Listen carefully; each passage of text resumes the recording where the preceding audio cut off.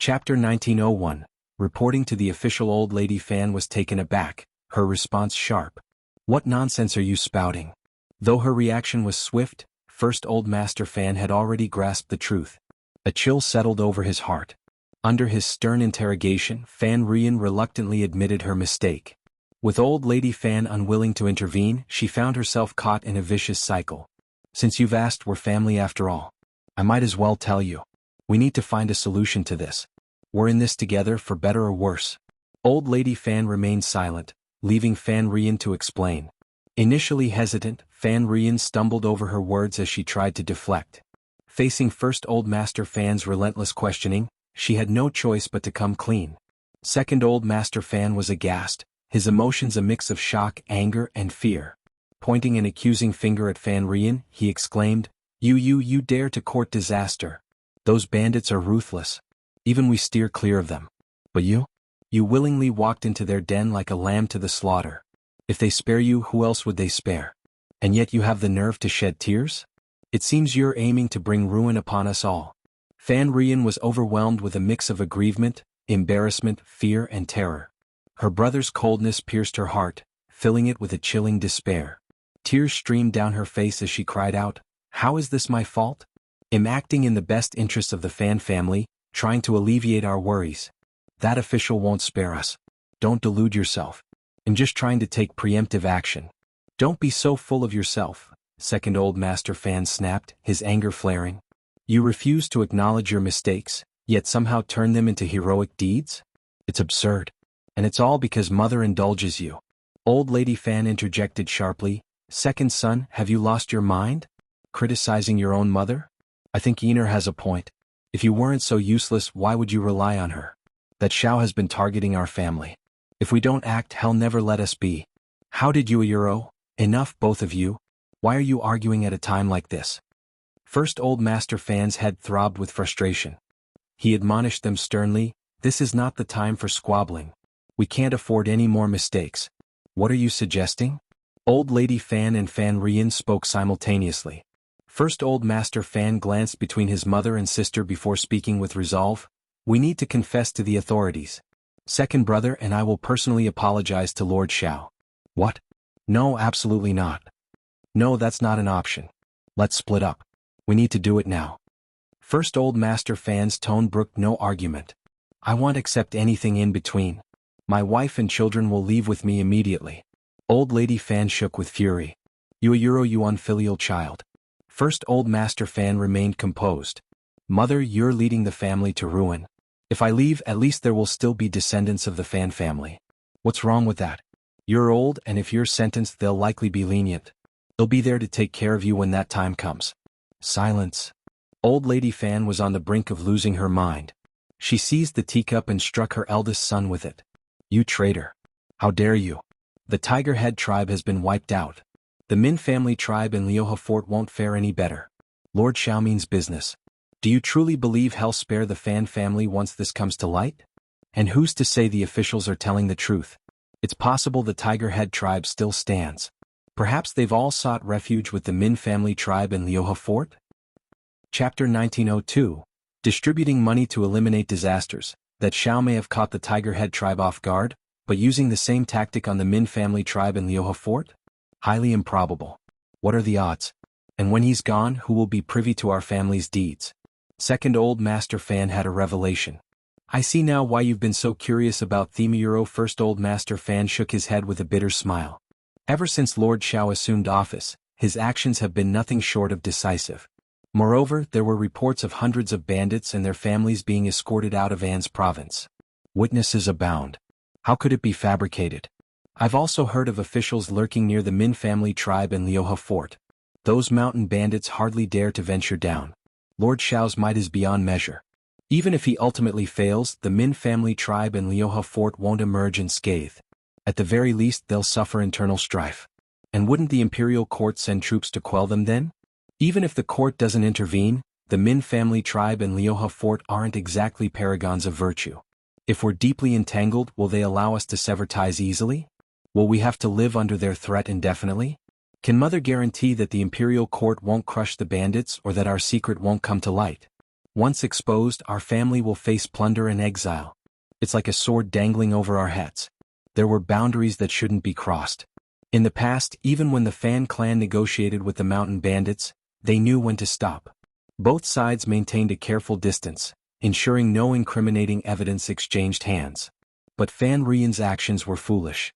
She had welcomed danger with open arms, inviting disaster. What made matters worse was her refusal to admit fault.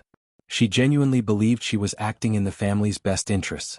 Her stubbornness grated on First Old Master Fan. He contemplated splitting up, even if it meant enduring hardship. Old Lady Fan was at a loss for words. Fan Rian, trembling, glanced at her mother and brothers, feeling a sense of unease.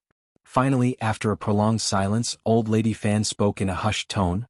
"If we report this to the authorities, will they not pursue the matter?"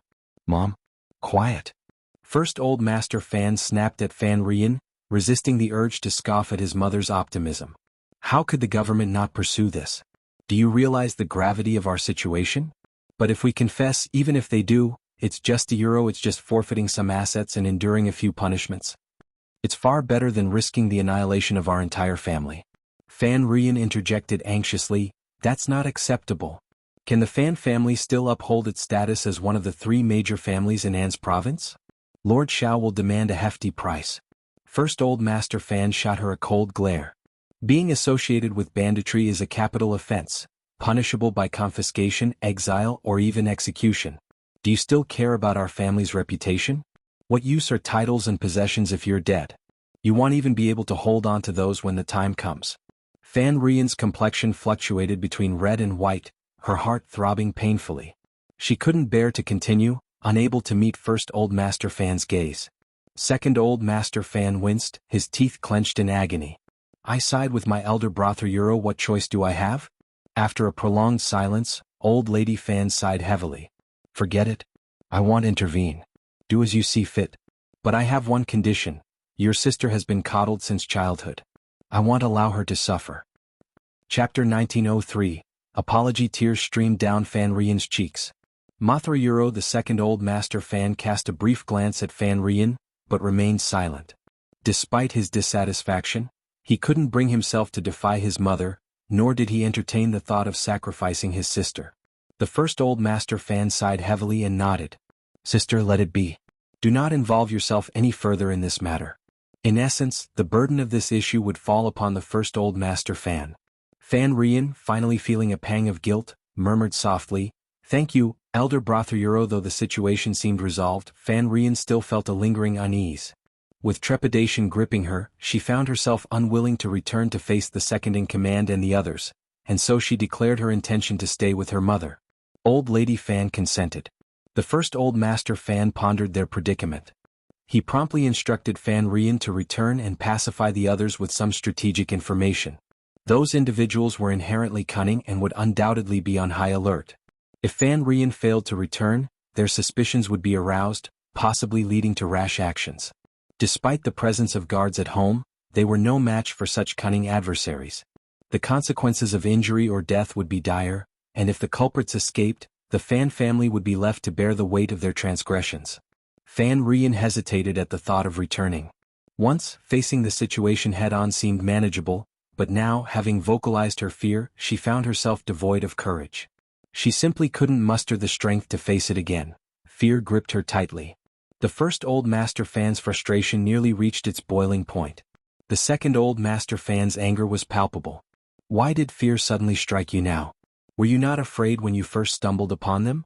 You showed no fear after sheltering them in our residence for days. Yet now you claim to be afraid. Your timing couldn't be worse. You must maintain your facade convincingly. Failure to do so could spell disaster for our family." Reluctantly, Fan Rian beseeched the First Old Master Fan to hasten to the government for assistance. Despite her plea, she eventually found herself returning to the courtyard. Realizing the gravity of the situation, the First Old Master Fan wasted no time. He understood that prompt action was paramount to demonstrating sincerity. With his decision made, he promptly ordered the carriage prepared and set out without delay, heading straight for the government office. Xianxia found himself inundated with responsibilities, the court abuzz with activity. Unable to meet with the First Old Master Fan immediately, Xianxia received word, albeit at a considerable expense, that urgent matters required his attention. Xiao Yunduan didn't meet him until he received notification. Upon their encounter, the first old master fan immediately dropped to his knees before Xiao Yunduan, performing 3 deep kowtows. As he lifted his head, a trickle of blood adorned his forehead, yet he seemed unaffected by the pain. With a solemn expression, he implored, "Lord Xiao, I beg for your mercy." Tears streamed down the first old master fan's face as he confessed, shouldering full responsibility for the ordeal. He admitted to succumbing to greed and foolishly harboring the mountain bandits in his home after being coerced by them. The weight of his actions grew heavier with each passing day, especially after the complete obliteration of the Tiger Head tribe, a testament to Lord Xiao's formidable power. It was then that he realized the magnitude of his error. In a bid to rectify his wrongdoing and prevent further harm, he mustered the courage to surrender himself. He pleaded earnestly for Lord Xiao's forgiveness, hoping for clemency for the Fan family. Xiao Yunduan had harbored suspicions regarding the Fan family, fueled by Qiao Xian's revelations. However, lacking concrete evidence, he couldn't justify ordering a search. Instead, they could only wait for the Fan family's exposure, anticipating the opportune moment to apprehend them. Unexpectedly, the first old master fan had taken the initiative to confess. Despite this, Xiao Yunduan remained skeptical of the veracity of the first old master fan's claims. Chapter 1904. Punishment. In Xiao Yunduan's estimation, the notion of the first old master fan committing such a foolish act seemed improbable, regardless of his perceived foolishness. Conversely, the second old master fan appeared lacking in the courage required for such a scheme. In contrast, the woman seeking a husband appeared impulsive and arrogant, heedless of the consequences of her actions. However, given the first old master fan's confession, Xiao Yunduan saw no need to expose him. Ultimately, the outcome remained unchanged and it mattered little to him.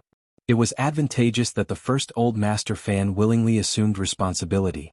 As the head of the family, his culpability would only exacerbate matters. The imperative task of apprehending the mountain bandits demanded immediate attention. Xiao Yunduan swiftly arranged for personnel to capture them from the Fan family.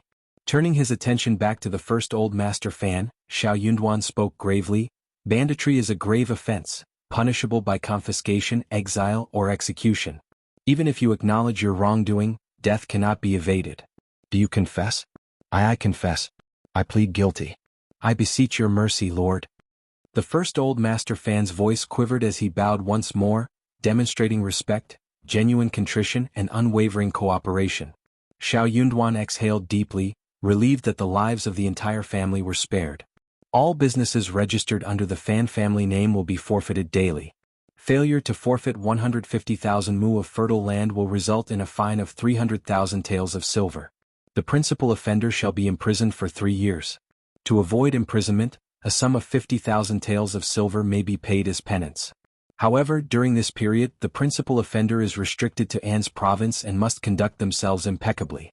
Any transgressions will be met with dual punishment. Xiao Yunduan's words struck the first old master fan with a pang of anguish. The severity of the punishment weighed heavily on the Fan clan. Despite bracing himself for Xiao Yunduan's judgment, he hadn't anticipated such ruthlessness. Each decree felt like a deep wound. First old master fan ventured cautiously, Lord, the Fan family will unquestionably heed your guidance from now on. Please have mercy. This punishment is truly Euro. I cannot afford leniency in public. It would compromise my authority in the future. An's province operates under different circumstances. Even with the eradication of these bandits, lasting stability is uncertain. I consider my judgment to be lenient already. Cold sweat trickled down the first old master fan's back. He dared not contest further. Hastily he nodded in agreement. Yes. Your wisdom is undeniable, Lord. My lapse in judgment. Given the gravity of the Fan family's transgressions, he had little ground to stand on, even with their assets on the line. Xiao Yunduan's expression twisted into a sneer. As long as you understand. He cast another meaningful glance at the first old master fan, adding pointedly, remember to maintain discipline within your family. Any further indiscretion will be met with impartial punishment.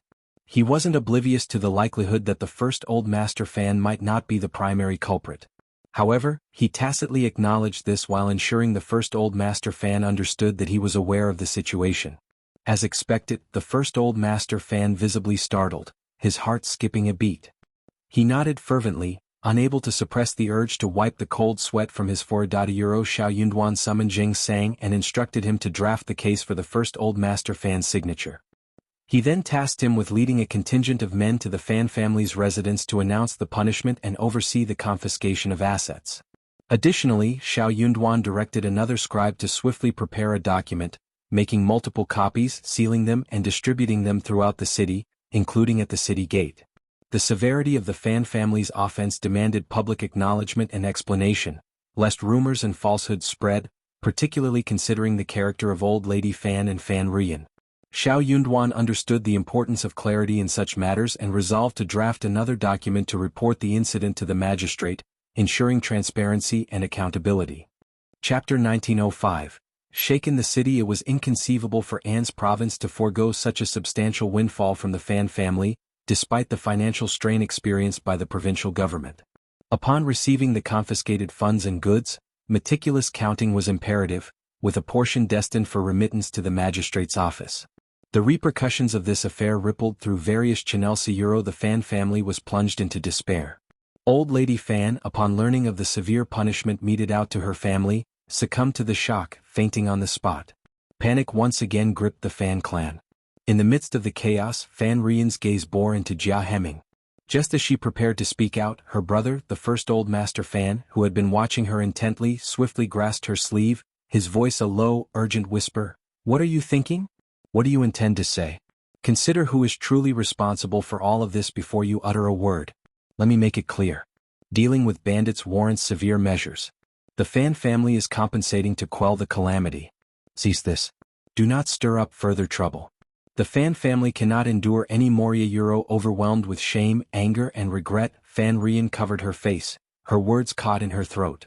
With a choked sob, she turned on her heel and fled. Watching her retreat, the first Old Master Fan breathed a silent sigh of relief. Sealing the shops and acquiring land deeds were straightforward tasks.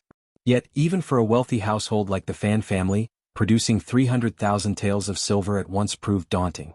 They could only withdraw 100,000 taels from their public accounts. Any more would deplete their reserves entirely. Jia Heming proposed pawning antiques and jewelry as a means to alleviate the Fan family's financial woes. However, given the punitive nature of their situation, engaging in business transactions seemed impractical. With an abundance of antiques and treasures at their disposal, securing loans or extending credit through promissory notes appeared dubious. The first Old Master Fan found himself unable to negotiate and reluctantly acquiesced to Jia Heming's suggestion. Jia Heming dispatched a bailiff to the premier pawnshop in An's prefecture city, enlisting the aid of its proprietors to assess the valuables. Each item was meticulously catalogued, appraised, and packaged into boxes before being handed over to Xiao Yunduan. Meanwhile, the leader of the Tiger Head tribe, second-in-charge Min, and the two escaped mountain bandits found themselves incarcerated in the government prison. Despite initial resistance, the leader of the Tiger Head tribe's tirades were swiftly quelled with the insertion of a cloth gag. News of the Fan family's transgressions, their repentance and subsequent punishment reverberated throughout the city, posted on every available surface. The revelation sent shockwaves through the populace, marking the most significant event of the year. The punishment meted out to the Fan family elicited both curses and applause from the common folk. Among the various family clans, it was widely understood that the power dynamics within An's prefecture city were poised for a significant shift. With the Fan family formally ousted from one of the esteemed triumvirates, speculation ran rampant about the fate of their extensive business holdings, likely to be auctioned off by the government. Everyone eyed each other warily, eager to stake their claim in the spoils. However, it was clear that the final say rested with Lord Xiao and Madame Xiao. Given their considerable wealth and penchant for acquiring land, particularly the dry land in the mountains, it was expected they would show interest in prime farmland and shops. Thus, the others could only bide their time, waiting for the couple to make their selections before seizing their opportunities. Many harbored feelings of despondency and remorse, lamenting their missed chances. With ample resources at their disposal, acquiring additional shops and fertile land could have propelled them to greater heights. Some even harbored aspirations of usurping the Fan family's former status within a few short years. A few astute individuals, unwilling to leave their fate to chance, resorted to lavish gifts and flattery, seeking favor with Qiao Xian, hoping to curry favor and secure their positions in the shifting landscape. Chapter 1906. Split together, Xianxia had always been averse to accepting benefits without reciprocation, and she saw no reason to make exceptions now, especially outside of the New Year season. Despite her warm reception of visitors, she made it clear that any gifts should be returned upon departure. Moreover, she subtly hinted that if anyone had concerns or needs, they should speak openly, as she was adept at finding solutions. In An's province, the enforcement of ancient laws was more flexible, often allowing transgressions to be absolved with monetary compensation. Given the complex circumstances, it was impractical to severely punish every family with ties to the mountain bandits, as it would only sow chaos. Though some visitors hesitated to believe Xiaoxian's implicit offer, they recognized her reputation for integrity and knew better than to attempt to sway her with bribes. Certain women perceived the prefect's wife as forthright and trustworthy, thus they confided in her about their desires. Their requests were modest. They simply sought priority access to the meat soup. Xiaoxian finally grasped the underlying motivation behind the visitors' enthusiasm, unsure whether to laugh or sigh. Despite the Fan family's forfeiture of their farms and properties, Xiaoxian had no intention of laying claim to them. How could she pass up such a lucrative opportunity to acquire them? However, she wasn't interested in obtaining them for free. Instead, she resolved to purchase them at fair market value, ensuring the government didn't incur any losses. While she could feasibly acquire all the assets and fields relinquished by the Fan family, indulging to such excess wasn't prudent. With inquiries pouring in, Xiaoxian explained her intentions without hesitation. It seemed prudent to clarify matters to dispel any misconceptions. With a smile, Xiaoxian elucidated her stance to the assembled crowd. She wasn't reserving the spoils solely for her benefit. Rather, she aimed to benefit An's province as a whole. Delighted, the attendees began to strategize, preparing to acquire the properties when the opportunity arose. Despite some lingering skepticism, Xiaoxian opted not to elaborate further, confident in her decision. Some individuals, perhaps overestimating their rapport with Xiaoxian, attempted to broach the subject of potential purchases, hoping to secure deals in advance. Xiaoxian remained unmoved by their overtures. She couldn't afford to make any promises, nor did she entertain the notion. It was clear to her that when the government organized the auction, she would rightfully have the first choice.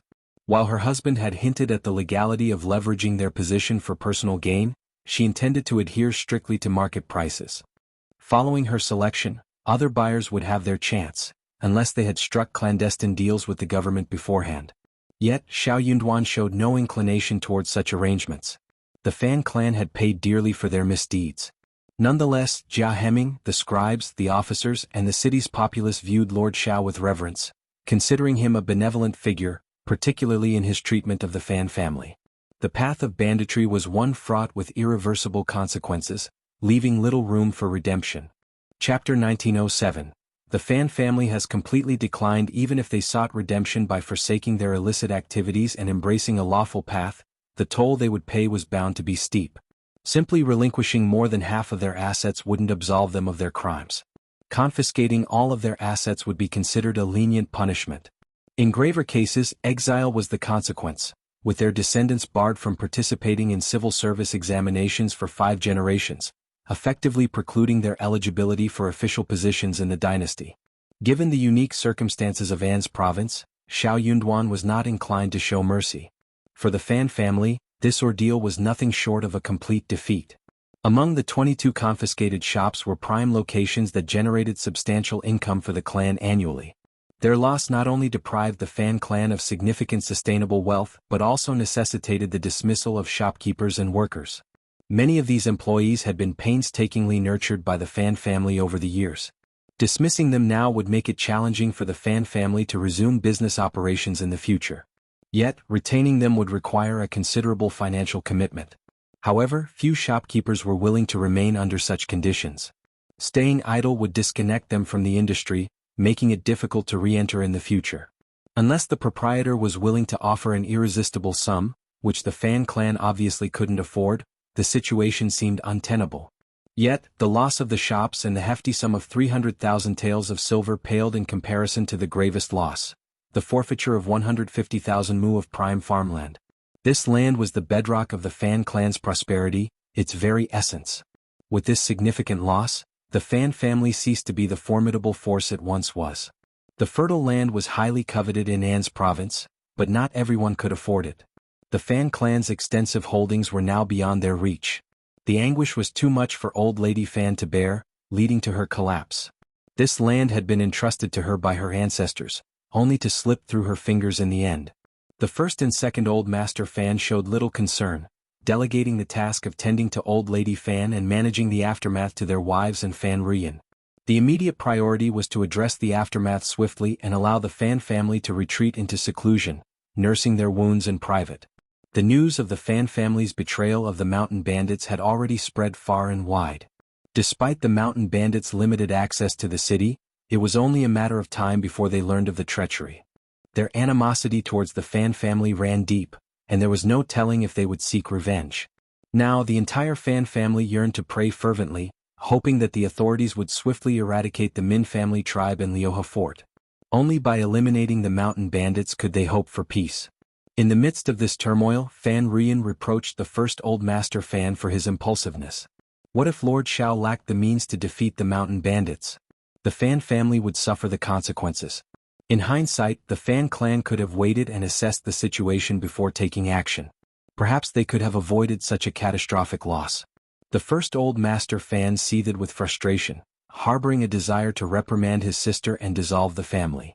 Though he chose not to engage in argument with the clueless Fan Rian, the second Old Master Fan could no longer contain his disdain. He sneered and retorted, "Why didn't you consider the consequences before blaming elder brother? If not for you, our family wouldn't be in this mess." Chapter 1908, Chaos. The true culprit has never been elder brother. Both elder brother and I have forgiven you, yet you still insist on blaming him.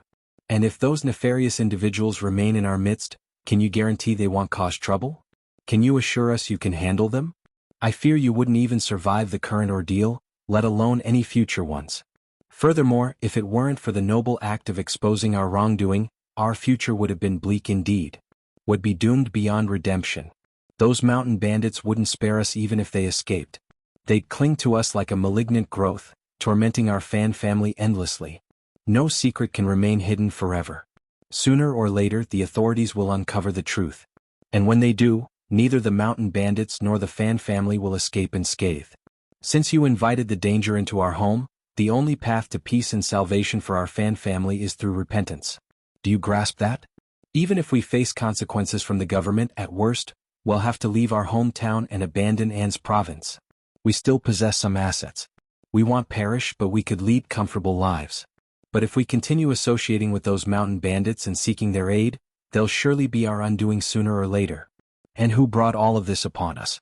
Yet you still have the audacity to blame elder brother. Fan Rian found herself unable to prevail against him. Frustrated and angry, she burst into tears, feeling unfairly criticized and unappreciated. She insisted that she acted in the best interests of the Fan family. As her tears flowed, she recounted how she had been mistreated by her brothers when their mother was ill. Determined to confide in her mother, Fan Rian's resolve wavered momentarily. However, first Old Master Fan erupted in fury, warning her sternly, "Mother is already ill. If you have any conscience left, do not upset her further. If you dare to provoke her again, I will not spare you. You can try me." Fan Rian trembled with anger but ultimately relented under first Old Master Fan's stern gaze, refraining from any rash actions.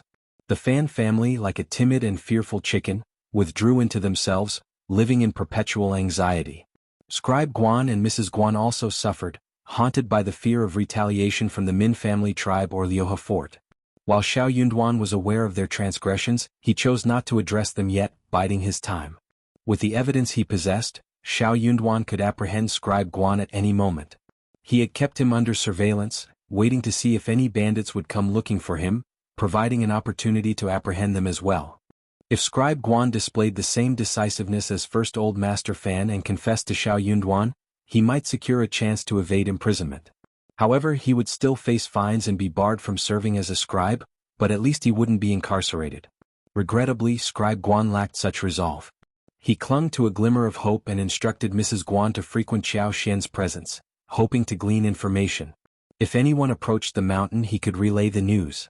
However, Mrs. Guan found herself unable to maintain her air of superiority. She wished to forge a friendship with Xiao Xian, foreseeing potential benefits in times of trouble. Despite their well-laid plans, Xiao Xian was uncooperative. Mrs. Guan couldn't even gain access to the back office. Chapter 1909. Terror. Xiao Xian curtly informed Mrs. Guan that she was occupied and unavailable to receive her. Mrs. Guan, accustomed to using such excuses herself, found herself on the receiving end this time. The tables had turned, and it was now Xiao Xian's turn to dismiss her. Enraged by Xiao Xian's perceived arrogance, Mrs. Guan hurled insults, accusing her of haughtiness and aloofness. Despite her frustration, Mrs. Guan continued to feign hospitality towards her fellow disciples, maintaining a facade of amiability. However, despite multiple attempts, she was unable to gain entry. Xiao Xian had no intention of meeting her at present. She aimed to exacerbate the guilt of those with troubled consciences. Mrs. Guan grew increasingly apprehensive, fearing that Xiao Xian and Xiao Yunduan were privy to damning information, hence Xiao Xian's refusal to entertain her. The couple deliberated behind closed doors but failed to devise a solution. Although Scribe Guan continued to perform his duties as a scribe, he was barred from many areas and activities. Fearful of arousing suspicion, he refrained from making inquiries. Gritting his teeth, Scribe Guan realized that Lord Xiao harbored genuine suspicions against him. With no alternative, he resolved to take a gamble. That afternoon, Scribe Guan donned a disguise and slipped out of the city unnoticed. Just 2 days after the Fan family received their compensation, preparations were nearly complete. Xiao Yunduan instructed Jia Heming to seek reinforcements from General Huaishi. The swift eradication of the Tiger Head tribe had caught the bandits off guard, but now, with the Min family tribe and Liuhe fort likely joining forces, heightened vigilance was imperative. Even Hang Xingshan couldn't ascertain the adversary's true strength, having never had the opportunity to scout their stronghold. Uncertainty loomed over the presence of undisclosed trump cards.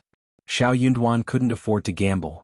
A miscalculation would lead not just to failure but to numerous casualties. Upon hearing Xiao Yunduan's plea, Jia Heming readily pledged his support. General Huaishi, commanding a force of 20,000 men responsible for Huaishi Prefecture's security, was duty-bound to combat banditry. Were it not for the formidable nature of the An's province bandits, he would have intervened earlier. There was no reason for General Huaishi to refuse Xiao Yunduan's offer. Even if it was solely for the sake of 100,000 taels of silver, he would undoubtedly accept the mission. The meager salary provided by the imperial court hardly covered expenses for equipping the army with necessary supplies, weapons, or additional horses. Year after year, he submitted memorials, yet progress felt as sluggish as a clay ox trudging through the sea. With 100,000 taels of silver at his disposal, there would be no such worries. Jia Heming wasted no time in action. 300,000 taels of silver swiftly changed hands, with 1/3 dissipating before it could even warm up. Xiao Yunduan calculated that half of the remaining 200,000 taels would be allocated to the magistrate, leaving 100,000 taels in the court's coffers. Additionally, the proceeds from the auction of the Fan family's farmland would be sufficient to reward everyone and devise a strategic plan. Oh, and there was also the matter of the Yamen owing his wife hundreds of thousands in silver. Repayment would have to be made gradually. The Min family tribe and Liuhe fort swiftly mobilized. They had little choice but to act swiftly, for caution mattered little now. With Xiao Yunduan having obliterated the Tiger Head tribe, they knew he wouldn't let them off the hook. Chapter 1910. Foreign aid. After dealing with the aftermath of destroying the Tiger Head tribe, it was inevitable that Xiao Yunduan would set his sights on them next. This had escalated into a fight to the death. There could be no resolution until one side emerged victorious. Even if they professed to forego vengeance, the prefect would never trust their words nor rest easy. In that case, why grant the wretched official ample time to prepare? Why not seize the initiative as he had done previously, catching him off guard? This time they resolved to strike first, targeting the key figures: the prince, the king, and the monarch.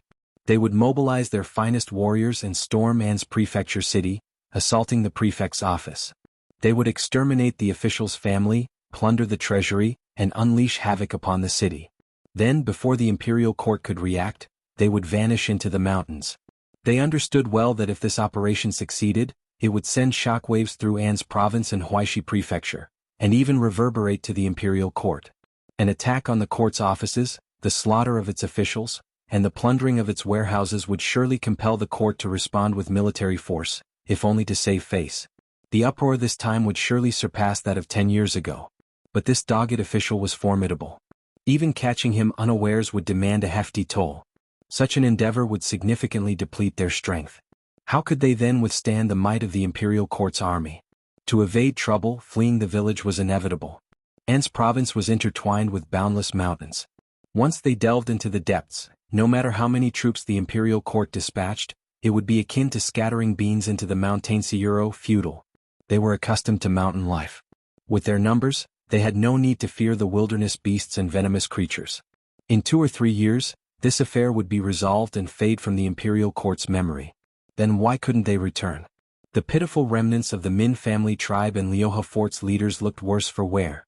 Suppressing their anger, fear and uneasy emotions they would never confess they suddenly cast caution aside and resolved to fight to the death.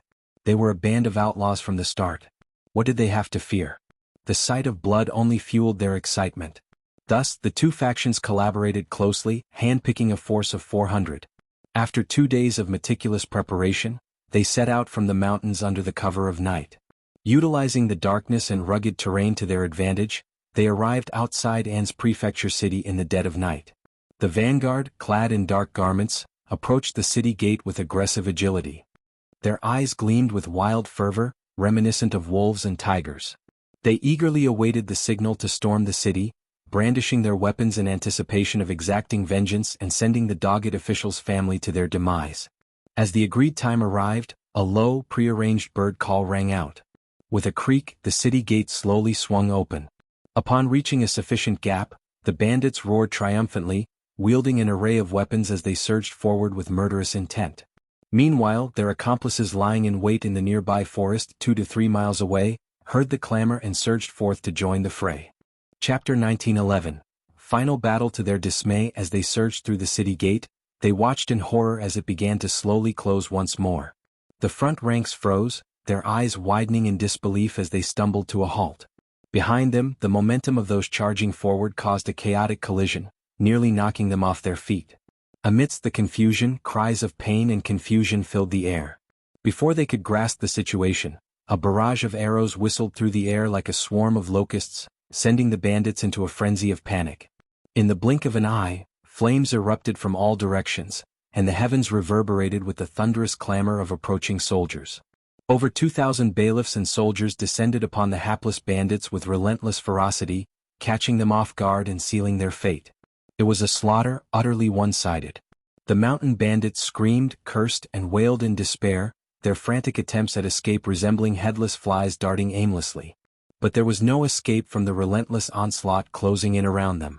The encirclement tightened, gradually closing in on the mountain bandits until none remained, including their leaders and most steadfast members. It had been ages since the soldiers had tasted such a decisive victory, and their jubilant cheers echoed across the battlefield.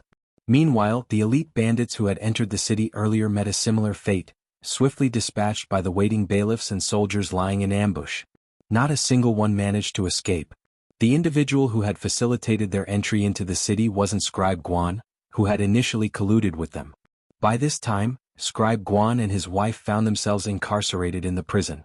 With the battle won, over 100 soldiers remained behind to clean up the aftermath, while the rest swiftly regrouped and set off towards Liuhe Fort and Min family tribe, their resolve unwavering. Over 200 sets of clothing were stripped from the fallen bandits, quickly donned by the soldiers who adopted their guise to march at the forefront of the advancing column, their determination evident in their demeanor. Once in the mountains, they divided into 2 groups, each headed towards Min family tribe and Liuhe Fort respectively. Jia Heming's visit to General Huaishi went smoothly, thanks to Xiao Yunduan's generous funds.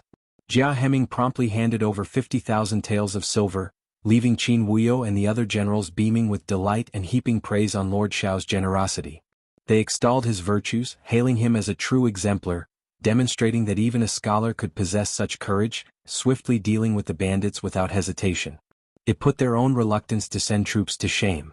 Qin Wuyo wasted no time in mobilizing his troops, leading a force of 3,000 elite soldiers as per Xiao Yunduan's instructions.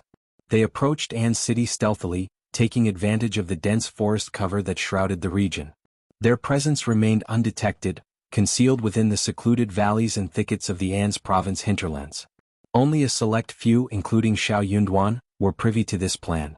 The sudden shout caught most of the bailiffs off guard. Meanwhile, as the battle raged outside An's prefecture city, The 2,000 soldiers had divided into two groups and stealthily positioned themselves near Liuhe Fort and Min family tribe. They rendezvoused with the reinforcements that were rapidly approaching. With dawn breaking on the horizon, their presence was barely discernible. Chapter 1912. Extermination. At that moment, with about an hour left until clarity dawned, vigilance was at its lowest. Soldiers donning counterfeit attire and brandishing weapons easily breached the mountain stronghold's doors. As the skirmish erupted, those left behind began to realize the dire situation. However, it was already too late. With superior numbers and unwavering morale, the soldiers swiftly overwhelmed the intermediate mountain bandits, who were accustomed to preying on the weak. Having suffered consecutive setbacks and diminished strength, panic and apprehension consumed them. In the face of a formidable foe, they trembled in fear, some even losing control of their bladders and crying out for their parents as they fled in every direction to preserve their lives. As the sun climbed higher, its rays piercing through the forest canopy, the birds began their morning rituals, chirping and soaring into the sky. The battle between the two villages came to a decisive conclusion, with the light of day illuminating the aftermath. The soldiers emerged victorious. After more than a decade, the malignant presence in An's province had been eradicated completely. Throughout the city, jubilation erupted and word spread like wildfire. Lord Xiao's name commanded utmost respect. It was his efforts that had bestowed peace upon their lives, banishing the specter of marauding bandits. Families, particularly those with young daughters, no longer harbored the same fears. No longer did they hesitate to let their 7 or 8-year-olds venture outdoors, for the threat of abduction had been vanquished. With the dust settled, the aftermath unfolded, intricate and demanding. Each bandit, along with Scribe Guan and his cohorts, faced severe retribution, whether by the sword or by exile. None could evade justice. Fortunately, with the invaluable assistance of Jia Heming, Xiao Yunduan found a moment of respite. Reflecting on it all, Xiao Yunduan couldn't help but marvel at the competence of his deputy prefect, the governor's right-hand man. Jia Heming navigated through countless bureaucratic hurdles, freeing Xiao Yunduan to focus on matters of greater import. Without him, even a moment's reprieve would have been a luxury beyond reach. Indeed, not only Xiao Yunduan but also the other scribes gaped in astonishment. How had they not realized the extent of Jia Heming's abilities? It seemed that Jia Heming had been hiding his capabilities all along. Xiao Yunduan lacked prior experience as a prefect, and thus had no basis for comparison with other deputy prefects, excluding the extreme case of deputy prefect Guan. He knew Jia Heming to be competent, but the revelation of his true abilities left him awestruck. Jia Heming's capabilities far surpassed those of an average individual. In essence, he was the equivalent of 5 ordinary deputy prefects combined. Previously, some had harbored doubts regarding Jia Heming's appointment as deputy prefect. Yet, witnessing his actions dispelled any lingering skepticism. They couldn't help but admire Lord Xiao's discernment in selecting personnel. As everything settled, October came to an end and November began. An's province finally experienced tranquility. Xiao Yunduan initiated discussions about rewards and a celebratory feast. People felt a mix of nervousness and excitement. After toiling tirelessly for so long, it was finally time to unwind and revel in the moment. The banquet unfolded at the state office, with the 2 prominent restaurants in the city fully booked. A plethora of delectable dishes and beverages flowed continuously. Xiao Yunduan led hundreds of government officials in merry revelry, indulging from noon until late into the night. Meanwhile, Qiao Xian arranged a separate banquet in the back garden, extending invitations to all the officials' wives. Both inside and outside, the atmosphere brimmed with jubilation. Chapter 1913. Managing aftermath. Everyone exuded energy and excitement, their hearts aglow with warmth and confidence. With Lord Xiao, the prefect, at their side, worries about the future dissipated. They knew they had made the right choice in following him.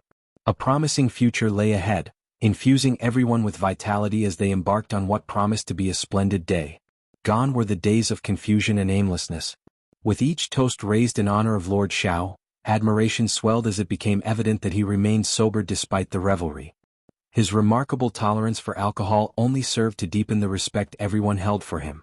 Lord Xiao's prowess, evident in his defeat of the mountain bandits, elevated him to the status of idol among countless bailiffs and constables. The following day, Xiao Yunduan unveiled the reward list he had collaborated on with Jia Heming and others, ensuring that everyone received their due recognition. Even the most ordinary of bailiffs received a reward of 10 taels of silver each, while Jia Heming, Hang Xingshan, Sun Bai, Sun Qian, Zheng Sang, and others were granted the highest amount euro 500 taels each. Various increments of 200, 150, and 20 taels were distributed among the remaining recipients. The rewards were deemed exceptionally fair and just, leaving no room for dissatisfaction. Each recipient eagerly lined up to claim their silver reward, their faces illuminated with joy. Qiao Xian, in a gesture of goodwill, also distributed rewards to those at the back of the court, though modest in comparison, simply to share in the joy and excitement. Jia Heming and his wife were overwhelmed with happiness and gratitude. When Jia Heming returned home bearing a bounty of banknotes, Mrs. Jia could scarcely believe her eyes, her smile uncontainable. Anticipating a more modest reward, Mrs. Jia had already envisioned how to allocate 10, 20, or 30 taels. However, receiving 500 taels of silver left her at a loss for how to manage such unexpected wealth. Both Lord Xiao and Madame Xiao, known for their benevolence, refused any compensation for their efforts. Their altruism only strengthened the resolve of Jia Heming and his wife to stand by them, assured that following their lead would only enrich their lives further. Following the rewards, the assets of the Fan family and the spoils obtained from the three villages commenced auction proceedings. The mountain bandits lived a rugged existence, showing little regard for conventions. They eschewed productive endeavors, relying instead on coercion to obtain what they needed from affluent families. Failure to comply meant their goods would be forcibly taken. Consequently, their stockpile atop the mountain was meager. Moreover, during the breach of their stronghold, opportunistic allies pilfered some of the remaining wealth, further depleting their resources. The spoils, including gold, silver, food, and weaponry, were primarily sourced from the national treasury. Only a scant selection of jewelry, fabric, and a few ornamental items were available for auction. Additionally, a handful of houses clandestinely acquired at the mountain's base were put up for sale, though their association with the bandits rendered them undesirable to wealthier buyers. Ultimately, these items fetched relatively low prices. Jia Heming, unencumbered by such concerns, purchased a 3-acre courtyard situated in a somewhat secluded area within An's prefecture's intermediate city for a mere 100 taels of silver. Qiao Xian, mindful of her status as the prefect's wife, refrained from making a purchase, despite the attractive prices. Nevertheless, she couldn't help but feel a twinge of regret at passing up such a bargain. Even the residence of Scribe Guan found its way to the auction block. Chapter 1914. Purchase. Following this, all eyes turned to the Fan clan as their assets were up for grabs. Without hesitation, Qiao Xian stepped forward to make her selection. Despite her position, Qiao Xian demonstrated modesty in her requests. She opted for 60,000 mu of fertile land and 5 ordinary yet promising shops, all at fair market prices. Given An's province's scarcity of arable land, particularly fertile plots, prices exceeded those of neighboring regions. Qiao Xian selected prime parcels priced at 10 taels of silver per mu, totaling 60,000 taels of silver. Additionally, the 5 shops amounted to another 6,000 taels. However, considering the government's outstanding debt of 500,000 taels to Qiao Xian, she opted to offset the purchase with this owed sum, without needing to expend a single tael of her own. Even after deducting the 66,000 taels for her purchases, the government still remained indebted to her by over 400,000 taels. Xiao Yunduan took responsibility for reimbursing this remainder, leaving him indebted to her for 400,000 taels. These transactions were conducted transparently, with both the government office and local populace acknowledging the legitimacy of the arrangement. Despite acquiring substantial assets from the Fan clan, Qiao Xian's generosity was evident as she chose to share her newfound wealth with the community. In addition to the land and shops, numerous rare antiques from the Fan clan were also put up for auction. The esteemed families eligible for participation in the auction had already convened in private to strategize, fostering a congenial atmosphere throughout the proceedings. As a result, nearly everyone secured their desired acquisitions, leaving them thoroughly content. With this milestone, the entirety of An's prefecture city finally achieved a state of complete safety. Seizing the opportunity, Xiao Yunduan took a well-deserved 3-day respite to accompany Qiao Xian and Anan on a journey outside the city. The trio explored their own farms, trekked through the mountains, and reveled in the breathtaking scenery, joined by Ai Yi and Sun Bai. However, despite the break, exhaustion still lingered among the group, denying them proper rest. Sun Bai, Sun Qian, and Zheng Sang, sensing a need for additional manpower, conferred with Hang Xingshan, a local resident, and brought their concerns to Xiao Yunduan. Together, they issued a notice to recruit officers meeting specific criteria, aiming to bolster their ranks by approximately 50 individuals. Their collective resolve was clear. Alongside the current bailiffs, rigorous training was imperative. In An's province, the specter of banditry persisted, exacerbated by the region's strategic location. Should fugitives seek refuge here in the future, a robust force would be required to apprehend them. The necessity for ample manpower was evident. Reviewing the accounts, Xiao Yunduan felt confident in shouldering the responsibility and thus gave his approval. It was common knowledge that positions within the government office were highly sought after, with young and capable individuals eagerly vying for selection. The atmosphere in An's province city became vibrant and bustling as a result. While new recruits were being chosen, the existing bailiffs remained active. Despite the successful dismantling of the Min family tribe, Liuhe Fort and Tiger Head tribe, Xiao Yunduan recognized that more needed to be done. He issued orders for a thorough search of the 3 villages, commanding the destruction of all structures, including basements, sentry posts, fortresses and passes, ideally reducing them to rubble. In essence, the objective was the complete eradication of these 3 locations. The prospect of any resurgence in the future was utterly eliminated. Xiao Xian's curiosity got the better of her, prompting her persistent requests for Xiao Yunduan's approval to join the expedition.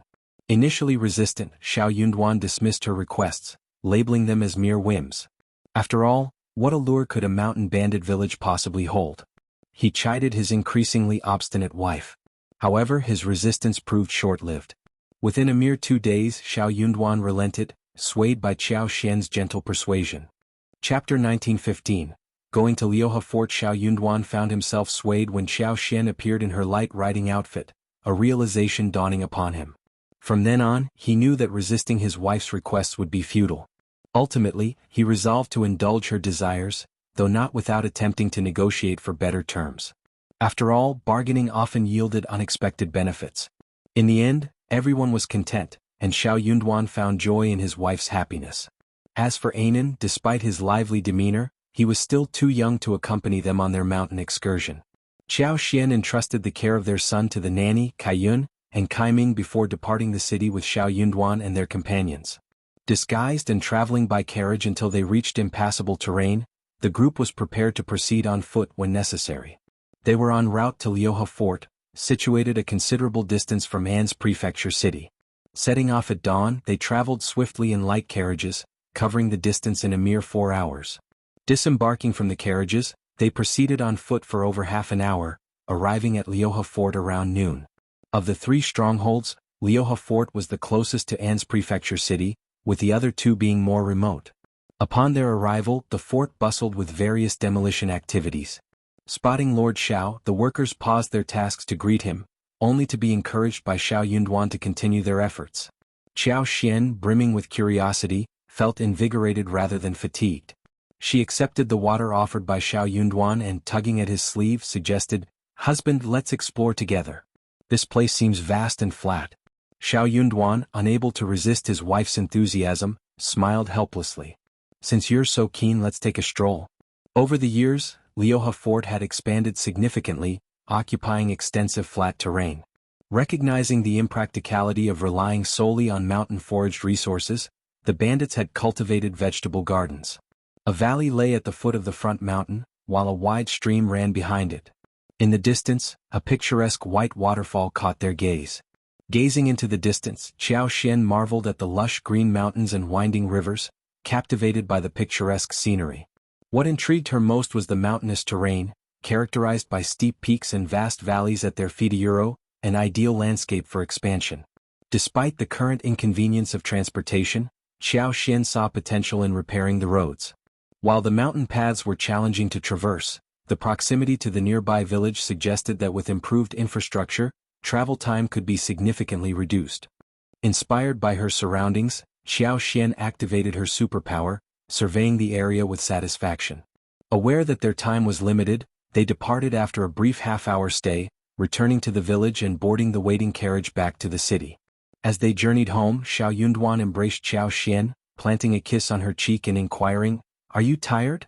Xiao Xian shook her head, a smile gracing her lips. "The scenery is splendid. I truly enjoy being here." Xiao Yunduan chuckled. "Now that things have settled down, how about we go hunting in the mountains together? Chapter 1916, taking a fancy really? Of course. That is great. Xiao Xian's eyes sparkled. You know what I like the most? Longing to explore the forests of An's province for potential resources and treasures had been a persistent desire for Xiao Xian. However, the presence of bandits had stifled any chance of realizing this dream, leaving her to merely fantasize about it. Now, as the opportunity to fulfill her aspirations approached, joy filled her heart. With the sky darkening early, they hastened their journey, returning to An's prefecture city under the cover of night. Their bodies ached, weary from the arduous trek. The challenging terrain necessitated a swift pace. Lingering on the road held the uncertainty of when they might safely return. Alighting from the wagon, Xiao Xian sighed in relief, her waist sore from the journey. The urgent need for road repairs was evident. The maids breathed a collective sigh of relief upon seeing their return, while Anan, eager for his mother's embrace, reached out from the nanny's arms. Xiao Xian, consumed with thoughts of her son throughout the day, disregarded her fatigue as she gathered Anan into her arms, showering him with kisses and affectionate rubs. His laughter filled the air as he blinked his big, beautiful eyes and babbled contentedly. The nanny smiled warmly and remarked, "Indeed, young master has been eagerly searching for you all day."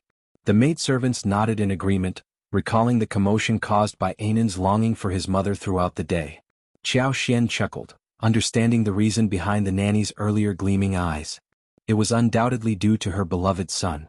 Xiao Yunduan gently took Anan from Xiao Xian's arms, offering to carry him himself.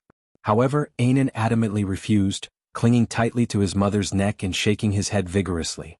It was a scene that elicited laughter from everyone present. Xiao Xian with a smile insisted, "He's still so young, let me hold him." Xiao Yunduan laughed along, shaking his head in amusement before leading his wife and son into the house. The family spent some quality time together, playing until Anan eventually drifted off to sleep after nursing. With his eyes closed, his delicate features appeared even more pronounced, peacefully highlighting his exhaustion from the day's travels. The nanny carefully escorted Anan away, leaving Xiao Xian and Xiao Yunduan to dine together. During dinner, Xiao Xian shared her plans for Liuhe Fort with Xiao Yunduan. The fertile surroundings presented ample opportunities for development. She proposed constructing a villa in place of the former fort, effectively eradicating any remnants of the bandits. Reflecting on the terrain around Liuhe Fort, Xiao Yunduan smiled and nodded in agreement. "If that's what you desire, then it's settled. It's better than leaving it unused. Deal?" Xiao Xian exclaimed joyfully. "It's an opportunity for farming and we're all free. I can hire additional help to increase our family's income." Her enthusiasm was infectious, and Xiao Yunduan couldn't help but feel a warmth in his heart. With a smile, he affirmed, "Wife, go ahead and make the arrangements." Chapter 1917, planning to farm. Xiao Xian's enthusiasm was palpable. With the eradication of the bandits, she now had the freedom to pursue her interests across the vast expanse of An's province. After a night of intimacy, Xiao Xian radiated with energy the next day. She gathered Xianxia, Lu Fu, Mian and others to discuss their plans. With ample funds available for hiring labor, and with Xianxia and the others possessing experience in managing wasteland, the previously neglected mountains were ready to be reclaimed. Xianxia, in particular, was invigorated by the prospect of a new endeavor. Mian and Lu Fu shared in her excitement, eager to embark on this venture. Xiao Xian's preliminary plan involved dedicating much of the land in Liuhe Fort to cultivating various herbs. After assessing the area, she identified suitable spots for planting Gastrodia alata, false starworts, King Solomon seal, tianqi, dangue and white needle. Additionally, scattered fruit trees were to be planted throughout the medicinal herb fields, providing not only fruits but also shade. Furthermore, plans were made for a chicken farm within the mountain forest and Liuhe Fort. To maintain hygiene, the chicken farm would undergo a yearly rotation. 1 year for raising chickens followed by a year of rest, during which the chickens would be relocated to a different site.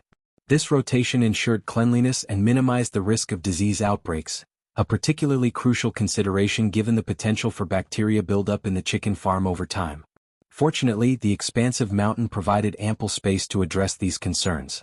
During this era, dealing with a chicken plague meant witnessing the chickens succumb one by one, with no effective solution in sight. Xiao Xian acknowledged her limited knowledge on the matter but understood the necessity of maintaining cleanliness and hygiene. She knew that providing clean food and water, along with ensuring spacious and clean living quarters for the chickens, were crucial. Additionally, during hot weather she planned to use wormwood to smoke and disinfect the surroundings, while also providing herbal-infused water for the chickens to drink. Although she had heard of indigenous methods such as using cactus to prevent chicken plague, she intended to explore this further and locate cactus plants for experimentation. Adjacent to the valley, a stream provided an ideal location for raising ducks. They dug several wide ponds along the stream and created numerous ditches with twists and turns. Water plants were planted and ducks were introduced, with the area divided into sections for rotation. This ensured that the water source remained intact and allowed for adequate recovery time. If possible, he could even make a medium-sized pond to plant lotus roots and raise fish. Just thinking about it was beautiful. At Liuhe Fort, plans were underway to construct a villa, with additional villas slated for construction at the mountain's base. The decision stemmed from the challenging mountain terrain, particularly the arduous path leading to the summit. Building solely on the mountain would necessitate transporting various supplies, such as warehouses and farm tools, up and down, posing logistical challenges. Therefore, establishing villas at the mountain's foothills would streamline operations and facilitate easier access for province-wide activities. However, the foremost priority remained road repair. During their exploration, efforts would be directed towards road construction. While not optimal, a passable road would enable carriages to traverse in opposite directions, enhancing transport efficiency. In the future, relying solely on manpower for transportation would prove inefficient, necessitating the use of carriages to ferry goods into the mountains. Chapter 1918. Opening the road. Originally, there existed a path into the mountains, but certain areas featured steep slopes, rendering carriage travel inconvenient. Consequently, the route required detours and modifications. Xiao Xian's description left Xianxia and the others visibly envious, eagerly anticipating exploring the promising location. Just hearing your description fills me with anticipation. It must be an extraordinary place, remarked one. Absolutely. Let's thoroughly assess it and swiftly devise a plan, chimed in another. I can already envision the beauty it will possess with Madame's guidance. Our Madame truly possesses remarkable insight. Euro with a chuckle, Xiao Xian cautioned. Proceed with caution and pay attention to the finer details. This undertaking is significant, particularly regarding road construction. We must meticulously select the most suitable route.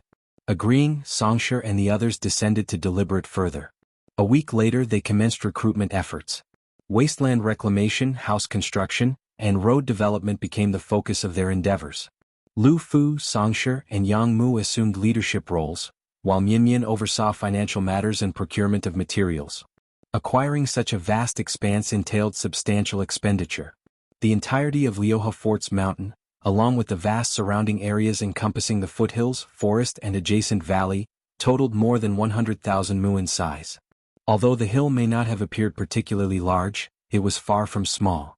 Xiao Xian envisioned another ambitious undertaking. Even if a single mu of wasteland was valued at just 3 taels of silver, the total cost would amount to 300,000 taels of silver. Yet, the government owed Xiao Xian only 100,000 taels of silver. Contemplating the pace at which she would need to cover the expenses, Xiao Xian realized it would likely take several years to complete the payment. The staggering sum of 300,000 taels left everyone speechless. Questions arose regarding the wealth of their Lord Prefect. How much money did he possess to afford such endeavors for his wife? As for Madame, she displayed little interest in extravagant flowers or jewelry but possessed a keen passion for exploration and agriculture. Investing tens or even hundreds of thousands was not uncommon. Even esteemed families like the Hua and Mei clans would hesitate to spend such amounts. Moreover, the 300,000 taels were solely allocated for land acquisition. The prospect of land reclamation and road repair only added to the significant expenses ahead. Although the government was expected to subsidize road construction for the benefit of all, Xiao Xian believed it unnecessary. As the prefect's wife, Xiao Yunduan was cautious about being perceived as taking undue advantage, mindful of potential gossip. However, Xiao Xian was willing and able to fund the project herself. She was transparent about her intentions, openly discussing plans to cultivate herbs, establish a chicken farm on the mountain, and raise ducks in the valley once the land was opened. Initially modest in scale, the endeavor aimed to accommodate around 5,000 to 6,000 chickens and ducks. Xiao Xian invited anyone interested in planting medicinal herbs or raising poultry on a small scale to seek guidance and assistance from her. Furthermore, she offered to purchase medicinal herbs and accept any surplus chickens and ducks for sale, provided they met quality standards. In Xiao Xian's view, pursuing agricultural endeavors such as growing herbs, mushrooms and other high-value crops offered commoners a path to prosperity superior to traditional farming. Chapter 1919. Understanding person. However, Xiao Xian made it clear that participation was entirely voluntary. Despite her position as the prefect's wife and Xiao Yunduan's status as the prefect, they refrained from coercing civilians into joining her endeavors. While she initially anticipated skepticism from many, she knew that once a few families experienced success, others would likely follow suit. With An's province secured, Xiao Yunduan sent letters to both his family and Yuezhing Xiao. Yuezhing Xiao intended to extend his congratulations but was preoccupied with year-end matters and couldn't make it. Meanwhile, Zhao Shu returned to Xiaoding village. With no elders in his family to answer to, he could stay in Xiaoding village for as long as he pleased. Though engaged to Tao Tao, staying in her house was now deemed inappropriate. Instead, arrangements were made for him to stay with the land officer's family at night. Recognizing the potential for gossip and the importance of safeguarding Tao Tao's reputation, it was decided that they would not reside together under the same roof, despite their innocence. There was no need for explanation. Zhao Shu's arrangement to reside in the land officer's house proved highly convenient and spared him from potential trouble. The land officer's family, esteemed and respected in the community, readily welcomed Zhao Shu into their home. Delighted by the unexpected good fortune, they treated him with warmth and hospitality, assigning him the best room in the house. Grateful for their hospitality, Zhao Shu took it upon himself to refurbish his living quarters, investing in new furniture and even enhancing the courtyard with flat green bricks to alleviate mud issues during rainy weather. Not stopping there, he also upgraded the house's interior, replacing old curtains and rejuvenating the overall appearance. With his generosity extending beyond mere lodging, Zhao Shu frequently treated the land officer's family to various delicacies, further solidifying their bond and earning their admiration. His gracious demeanor, combined with his wealth and humility, endeared him even more to the land officer's family. They considered themselves fortunate to host such a noble and benevolent young master, remarking on Tao Tao's good fortune. However, as news of Zhao Shu's generosity reached the ears of other family members, discontent began to brew among the second and third sections of the Xiao family. The third branch particularly felt that Zhao Shu should stay with them instead. After all, their Lulang was a scholar, knowledgeable and capable of engaging Zhao Shu in meaningful conversations. Moreover, they emphasized their familial connection, expecting him to choose their household over the land officers. However, Miss Fang, Zhao Shu's mother-in-law, dismissed their suggestion, expressing concern about potential gossip if Zhao Shu were to move in before marriage. She pointed out that their grandson, Xiaoji, was still unmarried, and having Zhao Shu reside with them could lead to unwarranted rumors. Ms. Ma from the third branch was incensed by Miss Fang's response. Meanwhile, the second section of the family distanced themselves from the situation, showing little interest or concern. As for the land officer's family, while they had no unmarried daughters, the wife and eldest daughter-in-law's relatives seemed eager to send a girl to stay with them, likely with matchmaking intentions in mind. Chapter 1920. Received the letter. Of course, they didn't dare to openly compete with Tao Tao or scheme against her. But what if Zhao Shu developed feelings for one of their daughters? Even if she became a concubine, the Zhao family's wealth and Zhao Shu's character would ensure she didn't lose out.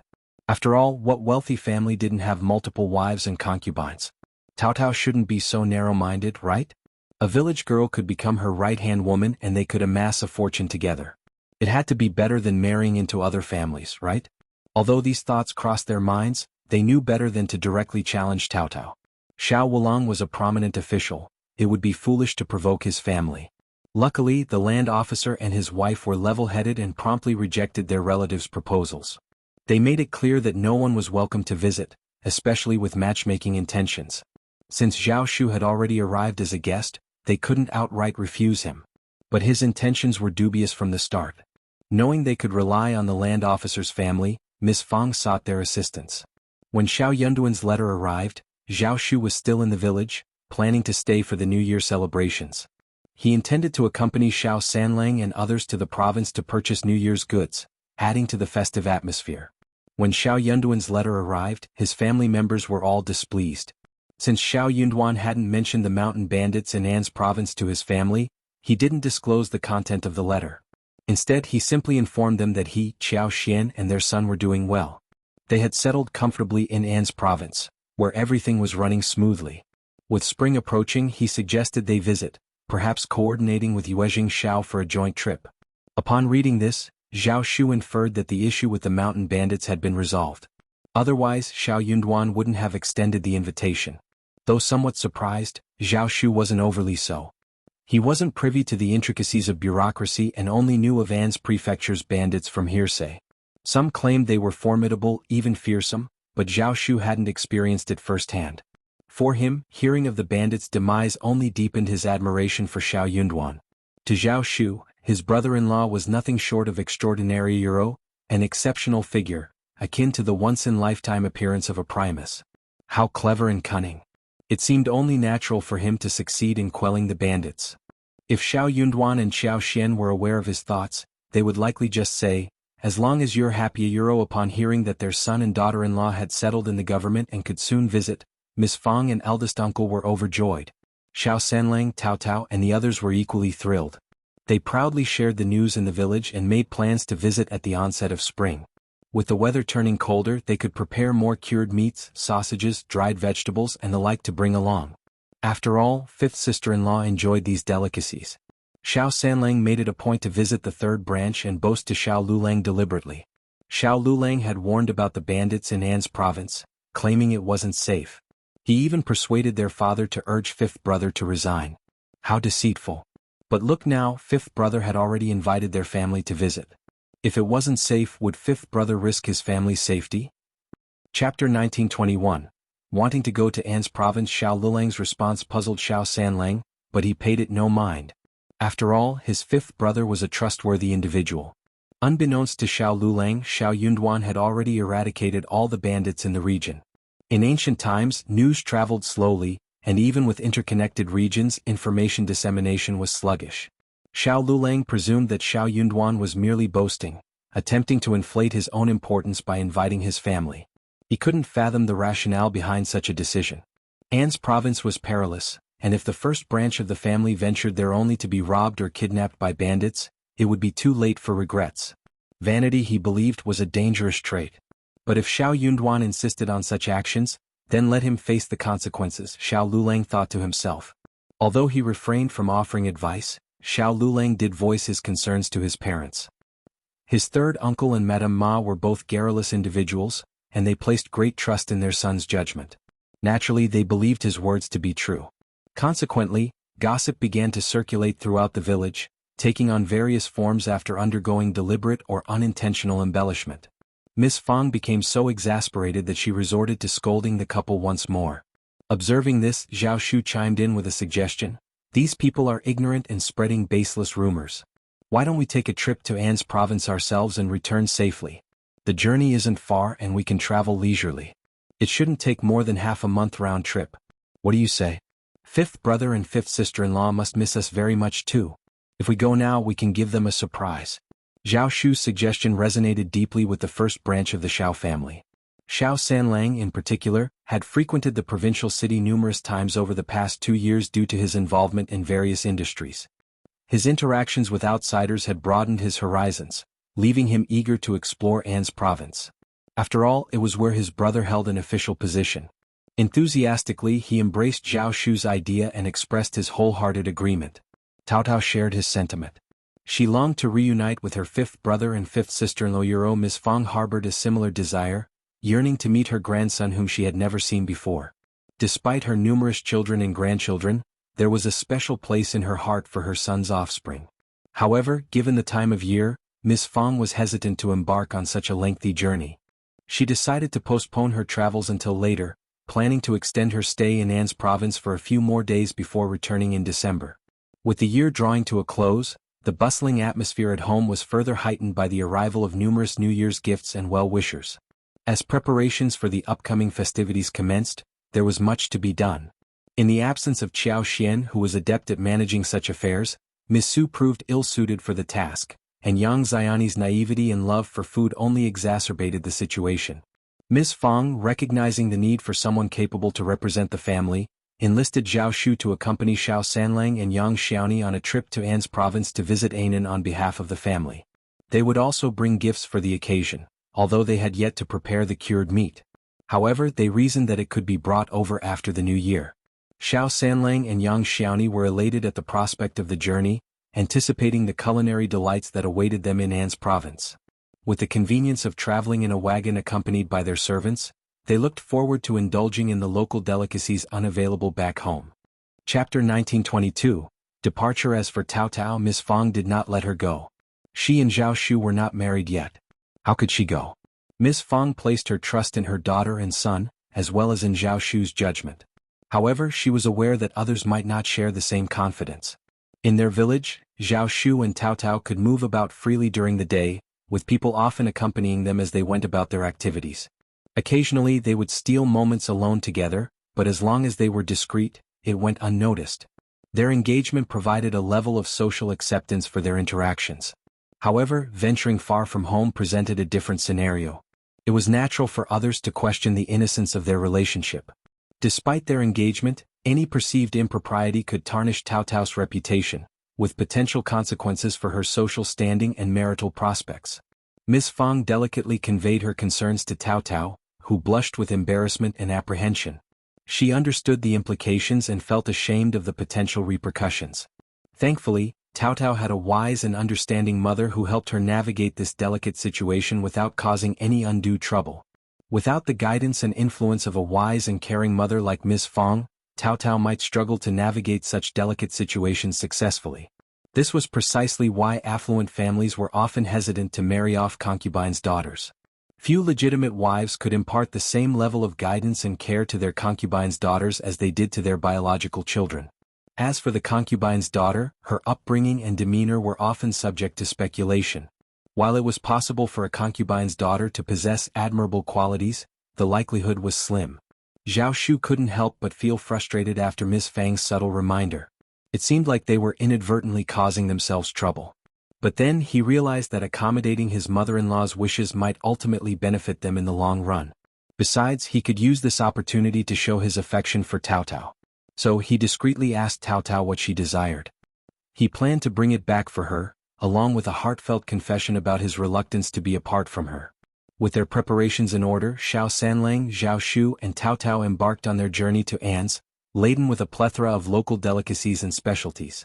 The three of them were young and strong, so they did not need to deliberately slow down on the way. They arrived at Yuzhong Province City that day and stayed for a night. The next morning they set off from Yuzhong Province City. On the fourth day at about 4 in the afternoon they entered An's. As Xiao Sanlang, Yang Xiaoni and their entourage entered An's province, they couldn't help but marvel at its size, dwarfing their hometown of Heshan County. Despite the sparse population, they couldn't shake off their sense of awe. This was where their fifth brother wielded authority as an official, and every corner seemed to reflect his competence and prowess. They couldn't help but feel a surge of pride in his accomplishments. Meanwhile, back at home, Qiao Xian and Xiao Yunduan were immersed in a discussion about hot pot. Qiao Xian instructed Li Xia and Li Qiu to prepare an array of dishes for dinner, taking advantage of the abundance of mushrooms available in the mountains of An's province during this season. With plans to cook a sumptuous hot pot featuring a rich chicken and abalone broth, they also intended to incorporate various types of mushrooms for added flavor. Additionally, they planned to serve thinly sliced mutton, shrimp balls, fish balls and fresh vegetables to complement the meal. As Qiao Xian and Xiao Yunduan enjoyed their hot pot feast, the east yard buzzed with activity, as Li Xia and the others prepared their own hot pot spread, ensuring a lively atmosphere for all. Chapter 1923. Family meets. The chicken and abalone soup had been prepared, and various dishes were in the process of being readied. Just then Zhao Shu, Xiao Sanlang, Yang Xiaoni and the others arrived. Ever since Zhao Shu got engaged to Tao Tao, he couldn't contain his excitement to announce to the world that he was soon to be the brother-in-law of the Lord of the Prefect. Additionally, being both generous and handsome, Zhao Shu knew he would be warmly received wherever he went. Upon Zhao Shu's arrival he was filled with joy. With a radiant smile, he eagerly ushered them in and promptly dispatched someone to inform the Lord and Lady of the Prefect. The message arrived so swiftly that Zhao Shu didn't even have the chance to inform them of Xiao Sanlang and Yang Xiaoni's presence. However, Xiao Sanlang and Yang Xiaoni paid no heed to the oversight. In fact, they planned to surprise Qiao Xian and Xiao Yunduan themselves. And indeed, when Xiao Xian and Xiao Yunduan caught sight of Xiao Sanlang and Yang Xiaoni entering with Zhao Shu, they were both taken aback. Fifth brother. Fifth sister-in-law. Fifth brother, fifth sister-in-law. They ran towards Xiao Xian and Xiao Yunduan happily. Only then did Xiao Xian and Xiao Yunduan snap out of their daze. It wasn't a dream, their family was truly here. Third brother. Third sister-in-law. Ah, finally we get to see you both. This is wonderful. Fifth brother has truly become an esteemed official. He's transformed. Just look at him, so commanding. He outshines even the county magistrate of our Hashan County, ha. And fifth sister-in-law, you're more beautiful than ever. And this must be Anan, isn't she? Such a handsome lad. Come, let me give you a hug. Xiao Xian and Xiao Yunduan reciprocated with smiles. What brings you here? Why didn't you send word ahead? Father, mother, how have you been? How are things back home? Where's Tao Tao? What's she up to these days? How's the village school? Are the children learning well? How's Junyan? How are our businesses faring? Is everything all right at home? Some asked questions, some provided answers, and some remained silent. Laughter and conversation filled the air until gradually quieting down. Seizing the moment, Zhao Shu interjected with a smile. Third brother, third sister-in-law, we're here now. We'll be staying with fifth brother and sister-in-law for a few days. We'll have plenty of time to catch up. Please don't worry. You're absolutely right, Xiao Xian replied with a grin. You must be weary from the journey. Freshen up, have a cup of tea to unwind. We didn't anticipate our sudden arrival, so the guest room may not be prepared, but it's usually well kept. You're welcome to stay there. Please make yourselves at home. Yang Xiaoni chuckled. Fifth sister-in-law, you're too kind. We farmers aren't so particular, especially among family. Anywhere here is better than elsewhere. They all shared a hearty laugh. Xiao Xian ordered Li Xia and Li Qiu to take Xiao Sanlang and Zhao Shu to the guest room and said with a smile, you should have dinner soon. What a coincidence. We are going to eat hot pot tonight, and we have prepared a lot of ingredients. Really? That's great. As expected, we're in luck. I'm fine with other things, but I want your cooking. Me too. Xiao Sanlang and Yang Xiaoni were both gluttons, but even Zhao Shu was looking forward to it. Chapter 1924. Reunion. Fifth sister-in-law's culinary skills were unparalleled. Of course, Tao Tao's culinary skills were also very good. She would never get tired of it. The three of them did not rest for long. Before Xiao Xian and Xiao Yunduan asked for them, they arrived. The servants who followed them did not ask them to serve them. Someone led them down to entertain them.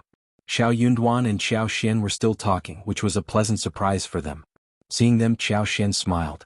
I was about to ask someone to call you, but you are here, which saves us the trip. Yang Xiaoni smiled. I miss your cooking so much. They all laughed. Soon, the hot pot was ready, accompanied by an array of side dishes. However, a notable change occurred. The dishes were now served on large communal plates, reflecting the growing number of diners gathered around. As more people joined, the atmosphere became increasingly vibrant. Xiao Xian, accustomed to preparing the Mandarin duck pot for every hot pot meal, continued the tradition. Today was no different. Half of the pot was spicy, while the other half was delectable. Seated together, everyone eagerly anticipated the feast. Thin slices of mutton sizzled as they were immersed in the pot, quickly changing color. Prawn balls, small and pristine white, bobbed alongside, while the thinly sliced pork belly, resembling a cicada's wing, unfurled and cooked to perfection. Each bite, dipped in sauce, was a savory delight. The group conversed and laughed well into the late hours of the night, savoring the informal hot pot gathering. Before retiring to bed, they exchanged stories and laughter, holding each other close. With a wistful smile, Xiao Xian expressed her longing for Xiaoding village. She missed her family and her businesses dearly. After all, they were her first endeavors, her initial steps toward success. A treasure far more precious than vast estates and fertile lands elsewhere. So did Miss Fang and Tao Tao. Xiao Xian had always held deep gratitude towards Miss Fang, recognizing her as the epitome of a reasonable mother-in-law. In contrast, the mere thought of Ms. Niu or Ms. Ma evoked a sense of disgust within her. Ms. Fang stood out for her lack of concern over Xiao Xian's dowry or any pressure to secure a concubine for her son. Despite facing ridicule from villagers for purchasing barren lands, including the rocky expanse behind her own property, Ms. Fang remained unfazed. While others like Ms. Niu and Ms. Ma mocked her behind her back, Xiao Xian's mother-in-law stood by her side, unwavering in her support. Every detail remained etched in Xiao Xian's memory. In an era where women could assert independence and claim equal status, Miss Fang embodied resilience and determination, pursuing her interests with unwavering resolve. Despite her strong will and eventual triumphs, Xianxia couldn't help but acknowledge the toll such battles took, leaving one exhausted and overwhelmed. Without her family's support, navigating the complexities of divorce would have been daunting. Even if achieved, establishing oneself as a woman in this era presented formidable challenges. Thankfully, such trials never materialized. Despite occasional annoyance from father-in-law, Xianxia found solace in her mother-in-law's calming presence, choosing to overlook any minor grievances. Overall, she counted herself fortunate. Wrapped in her husband's embrace, Xianxia couldn't help but reminisce. Since departing for his post in the capital, 3 years had passed without a return home. Although now in proximity, his obligations as an imperial court official tethered him to his duties, allowing little leeway for personal matters. Chapter 1925. Missing. Luckily they were within reach, making it convenient for them to visit. If his wife wished to return home, the journey would be easily manageable. Xianxia grinned. Just wait a bit, Cao Tao's wedding is set for next spring. You'll have the perfect opportunity to return then. With the pleasant spring weather, you could extend your stay here a few more days. Xianxia shared the sentiment, readily agreeing with a smile. She anticipated exploring the flower fields, the Jianghu family's tea mountains and the alfalfa fields, planning to apply her special expertise to enhance their growth. Surely the tea mountains would be thriving like dense forests by now? Yet Xiaoxian's concerns gravitated toward Cao Tao's family. She exchanged a glance with Xianxia before jesting. Is young Master Zhao going to petition our lord for the wedding date? Should we expect any challenges from you? Xianxia erupted into laughter. When have I ever made things difficult for him? I simply reminded him not to mistreat Cao Tao. Xiaoxian found his response amusing. I believe young Master Zhao is an honorable man. Don't fret, dear. Cao Tao is both capable and sensible, capable of leading a fulfilling life, even if they relocate to the south. Xianxia smiled warmly, his eyes filled with affection. You've been a wonderful influence on her, even better than me as her brother. Xiaoxian returned the smile. Cao Tao is truly endearing and I've grown quite fond of her. Xianxia tightened his embrace, his laughter soft and intimate as he whispered into her ear, well, my dear, you're quite adorable yourself and am rather fond of you too. Blushing, Xiaoxian playfully attempted to push him away. Stop it, Xianxia chuckled, lowering his head to capture her lips in a kiss, unable to resist the temptation. Xiaoxian's breath grew ragged as she covered his lips with her hands, pleading, no, please, I'm going out with third sister-in-law tomorrow, don't leave me unable to move. Xianxia paused, gently biting her lip. I'll keep that in mind and I'll make it up to you next time. But perhaps their privacy wasn't entirely a good thing. Xiaoxian didn't respond, feeling no obligation to do so. What did he mean by making it up to her? Xianxia wasn't ready to give up easily. His lingering frustration simmered as they found solace in each other's embrace, eventually drifting off to sleep. The next morning after breakfast, Xianxia attended to matters at the front briefly, ensuring everything was in order before returning to his office to confer with Xiao Sanlang and Zhao Shu. Zhao Shu was considered a member of the family, and there was no reason to avoid him in matters concerning kinship. Therefore, Xianxia didn't shy away from interacting with Zhao Shu. What truly touched Zhao Shu was a sense of pride. His fifth brother had finally embraced him wholeheartedly. Meanwhile, Yang Xiaoni accompanied Xiaoxian. During their time together, Yang Xiaoni shared village gossip with Xiaoxian. Little Anan, nearing 4 months old, captivated everyone with her adorable demeanor. Her large, expressive eyes possessed a captivating innocence that could melt hearts. Despite being a mother herself, Yang Xiaoni couldn't resist holding and playing with her.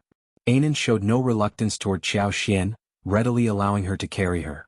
Later that afternoon, Xiaoxian and Yang Xiaoni ventured out for some shopping.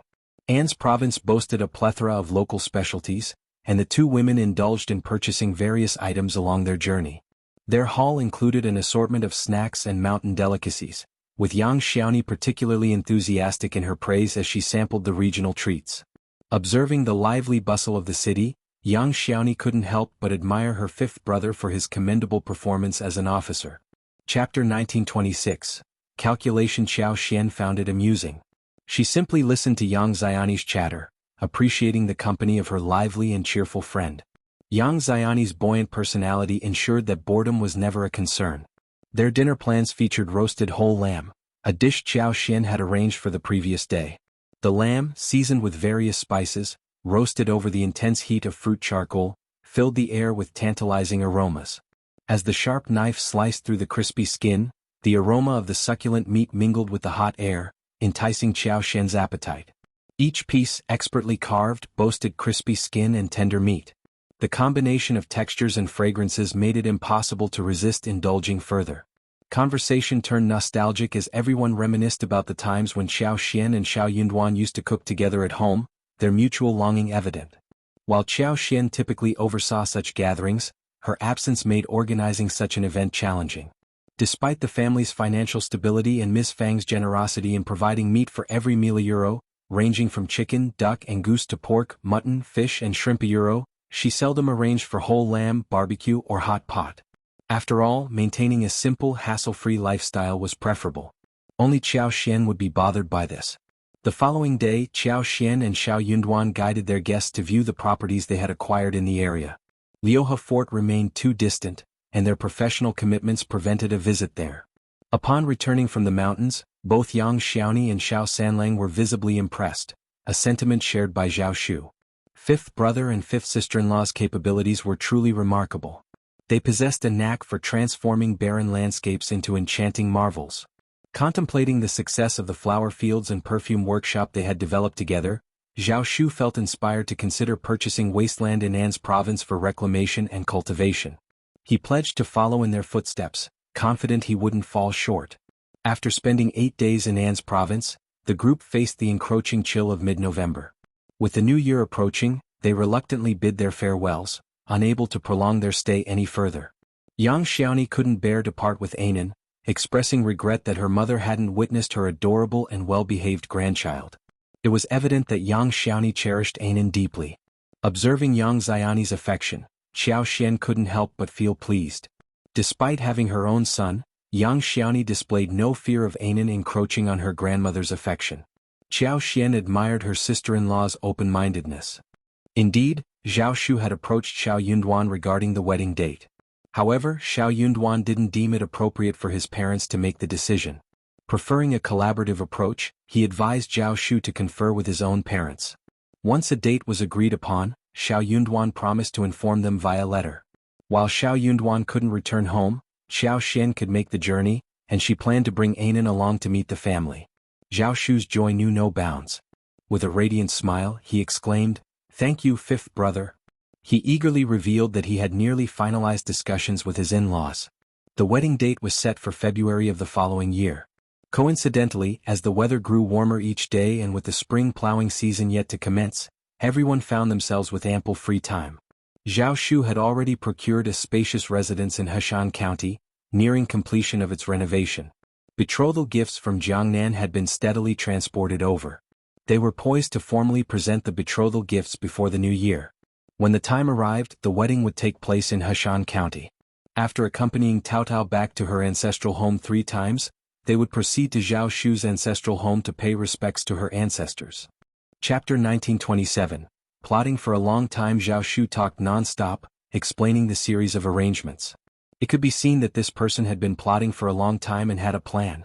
Xiao Yunduan found himself at a loss for words. He teetered between laughter and tears, though he couldn't deny the touch of sentimentality that Zhao Shu's words evoked. Deep down, Xiao Yunduan acknowledged Zhao Shu's genuine affection for Tao Tao, even if he wouldn't openly admit it. Xiao Yunduan's lack of objection to Zhao Shu's plans signified his tacit approval. However, the distance between Jiangnan and Heshan County posed a logistical challenge. While it would be relatively easy for Tao Tao to visit Xiao Xian and himself in the future, returning to Xiaoding village would prove more cumbersome. This realization left Xiao Yunduan feeling a tinge of sadness. Similarly, Yang Xiaoni was reluctant to part ways with Xiao Xian. She continually reminded her friend to bring Anan home as soon as the weather warmed after the new year. The longing for their presence at home, especially for Anan, was palpable. Moreover, the prospect of returning to the mountains ignited Xiao Xian's excitement. The mountains held a special allure, promising joy and adventure. Yet, amidst the anticipation, thoughts of Qi lingered, casting a melancholic shadow over her spirits. Yang Xiaoni's emotional outburst, verging on tears, both saddened and amused Xiao Xian. With a gentle smile, she acquiesced and gently urged them to depart. As they bid farewell, the realization dawned that the capital lay thousands of kilometers away from An's province, underscoring the vast distance separating them. Under ordinary circumstances, the authorities in the capital wouldn't bother with a remote and seemingly inconsequential region like An's province. The banditry issue in An's province was severe, yet it largely went unnoticed by the capital's elite. Given the considerable distance between them, the question remained, could the bandits of An's prefecture truly pose a threat to the capital? As long as rebellion wasn't raised and casualties remained minimal, the imperial court showed little interest. However, An's province held significance due to Xiao Yunduan's involvement, drawing attention from various quarters. Xiao Yunduan's eradication of all bandits in Anzizhou sent shockwaves to the capital upon its dissemination. The court was astounded by Lord Xiao's multifaceted capabilities. He demonstrated not only academic prowess but also adeptness in combating banditry. His mastery of both scholarly and martial arts disciplines was unparalleled. For over a decade, the banditry issue had plagued An's province. Yet, in a short span, Lord Xiao managed to resolve it. The news left many incredulous. Who would have dared to doubt Lord Xiao's abilities now? Those who anticipated Lord Xiao's failure, waiting for him to falter and seek refuge back in the capital, found themselves deeply embarrassed by his remarkable achievements.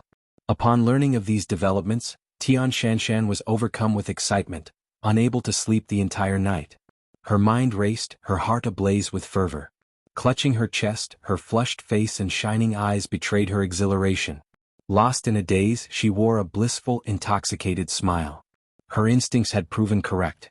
She had never doubted his capabilities. Even in the remoteness of exile, he remained resolute and formidable.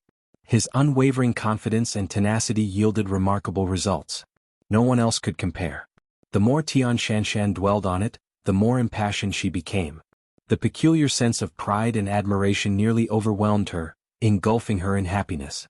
Yet, thoughts of Qiao Xian tempered Xianxia's fervor, gradually chilling her once heated heart. Anger and resentment surged within her, fueling a desire to rid herself of Qiao Xian as quickly as possible. Why was he accompanied by a mere concubine's daughter and not her? If there was any blemish in his life, it undoubtedly stemmed from that concubine's daughter. Such a person was unworthy of him, yet he remained oblivious or chose to ignore it. Chapter 1928. She won't give up. Xianxia harbored doubts about Xiao Xian's true feelings for Xiao Yunduan. In her view, genuine love wouldn't sabotage one's partner's future but rather empower them. Her actions seemed to betray such affection, marking her as self-centered and deceitful. Lord Xiao, characterized by his honesty and kindness, appeared to have been misled by Xiao Xian's facade. Feeling sympathy for Lord Xiao, Xianxia was resolute in revealing Xiao Xian's true nature to him. She saw an opportunity in her cousin's potential ascension to the throne, which could facilitate her plans. At present, she needed to strategize with her cousin and aunt, ensuring that Lord Xiao didn't return to the capital immediately. The Crown Prince's situation without Lord Xiao appeared less favorable. He seemed to regress to a time of insignificance, lacking the Emperor's full approval despite not facing explicit disapproval either. This contrasted starkly with the prior praise he received from the Emperor. At such a crucial juncture, any further misstep by the Crown Prince would undoubtedly enrage the Emperor. The Crown Prince couldn't contain his elation upon hearing of Xiao Yunduan's successful eradication of the bandits. His trust in the character of the person he admired swelled within him. True worth, like gold, retains its brilliance even when relegated to obscurity. Excitement radiated from the Crown Prince as he commended Xiao Yunduan, oblivious to the subtle exchanges and stiff expressions among his retinue. Yet, not everyone shared in the Crown Prince's jubilation. Among those already envious of Xiao Yunduan, schadenfreude prevailed upon his departure.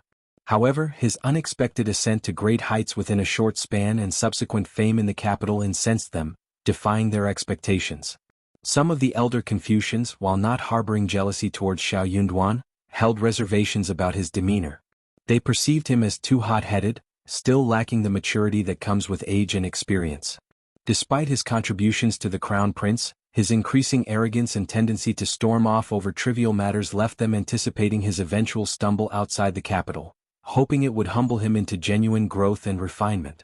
In their private discussions, they unanimously shared these sentiments, yet reality diverged from their expectations, leaving them feeling slighted and their authority undermined.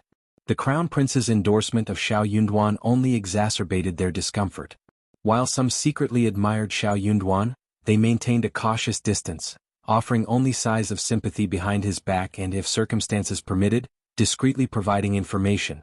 However, they refrained from openly advocating for him, opting instead to remain passive observers. At best, they would choose silence. Unaware of this undercurrent, the Crown Prince considered Xiao Yunduan and his advisors as kin, all part of his inner circle. Upon complimenting Xiao Yunduan, the Crown Prince surveyed the assembly and posed with a smile. "I believe Officer Xiao's talents are squandered in the modest An's province. I'm contemplating a transfer back to the capital after the new year. What say you all?" Chapter 1929.